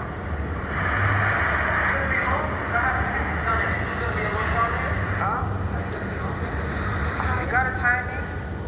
No, I'm not trying to time you. I have to clean this up and get somebody else to do it. So she was locking up the extra stalls, and they was locking up the section, that had extra stalls, and one stall was open, but it had a baby carriage blocking the way, and they always want me to touch their babies and stuff, I'm like, no, I don't want to be touching other people's baby. So I was telling her, can you please open the other section also? Because there's a baby blocking the way to the vacant bathroom. And she was, that was the baby stroller, and there was nobody could get my bags through. Somebody was using, it's like they were trying to set me up to make sure I had physical contact with their baby. They always try to get me to have physical contact with their baby, and stuff. And I was like, there's extra bathrooms. I'll just avoid that situation. Let me use the extra stalls open. And, and she always menaces me like that. She'll go and lock up the extra stalls, and cause a stampede. And that Staten Island Ferry services like 500,000 Staten Island residents.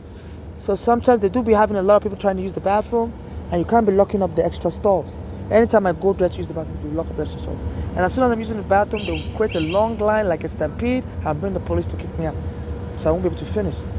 And when they send Black American men to lure me, to take me to the house, when they send Black American men to lure me into the houses of this Black American, if I'm trying to use the bathroom in the house, even if it's like 2 o'clock in the night, when these people are sleeping, as soon as I go into the bathroom, I don't know if they have a spy camera or whatever watching me. This will start knocking on the door. Say, come out of the bathroom now. Come out of the bathroom. They won't let me finish. So it's like they're just trying to drive me crazy with this. Iron Black Americans to drive me crazy. So this is like some sadistic torture court. They say, and it's very significant. They said the immigration officers at Federal Plaza and immigration prisons, they don't let immigrants use the bathroom also. They have like 60 immigrants using one bathroom. They started that torture with me for the past 15 years. They always, since I have diarrhea, they don't let me use the bathroom. Now immigrants are complaining. Even immigration prison, they said the immigration prisons, they will have 60 immigrants sharing one bathroom. So that's a weird, and this shows there's a commonality to the torture I'm experiencing, to the torture the other immigrants are experiencing. So, so this is like a gang from the federal level and the state level abusing immigrants. This is like a xenophobic torture. They will keep locking the door on me if I try to use the bathroom. Even some of the Black American men that take me home, it would just be me and them in the house, and I have to sneak to use the bathroom when they're sleeping. And as soon as I'm in the bathroom, they'll come and knock on the door. So you've been in the bathroom, come out now, come out. When I'm having diarrhea. So it's not even funny. This is crazy. I could go on and on and on. There's still so much evidence. I could speak for 10 hours. The Congress, if they decide to invite me to testify, it could be out. They should be ready, have their popcorn if they think it's funny. Have their popcorn, have their soda. Because it's just too much evidence. It's just too much evidence. It's 3 hours already. I would appreciate if anybody donates to my Cash App, NYC Homeless. And they're treating us immigrants like we're a horror movie. And people are just, chewing their popcorn and drinking their soda and watching us suffer. I even contacted this Jumaane Williams, is from the Caribbean, but is the public advocate of New York. I've been sending messages. He claimed he likes immigrants. His mother's also an immigrant. And he doesn't respond back to me. And he will do the peace sign after I send him the message. I don't know what that means. Is that a invitation for marriage or whatever? I'm not looking to get married to anybody. I'm not trying to get anybody to take half of any of my property. I'm not doing any scam marriage. I'm not accusing this of scam marriage.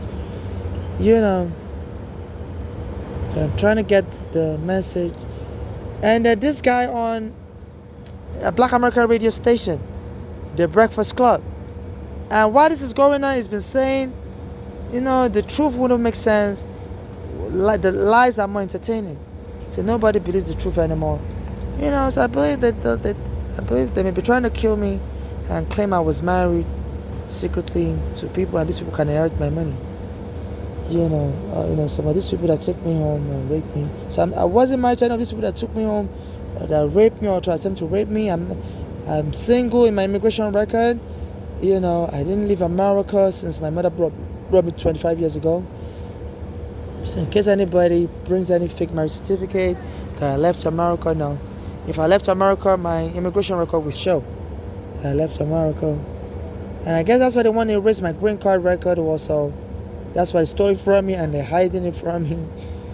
So they can, so they're using this immigration for racketeering. Because another thing they can say is they can just kill me and claim, I stopped using my green card a long time ago.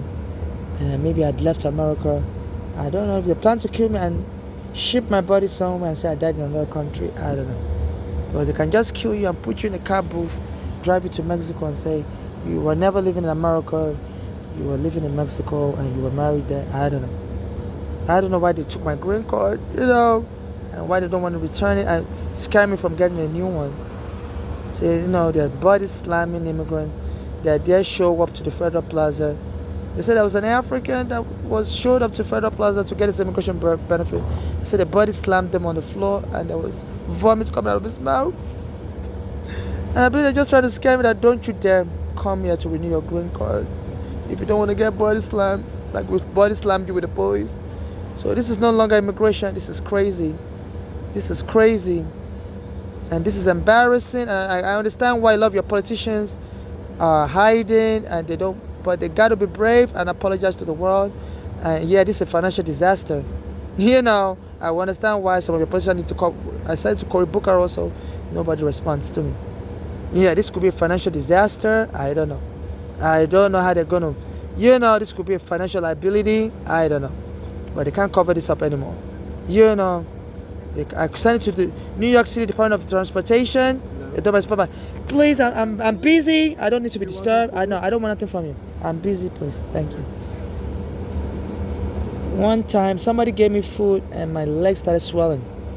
So they sent people to poison me also.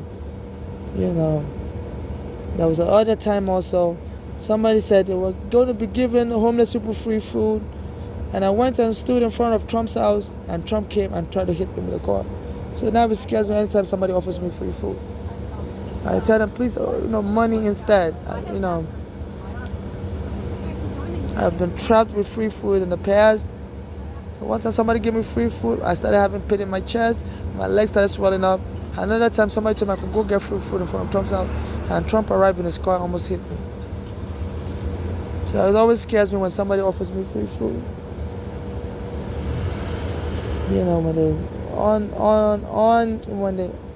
When they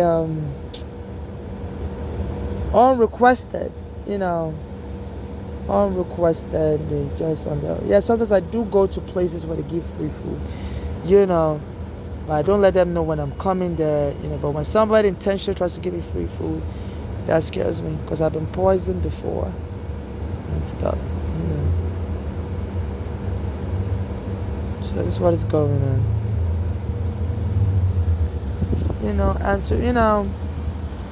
So this gotta stop. This has gotta stop.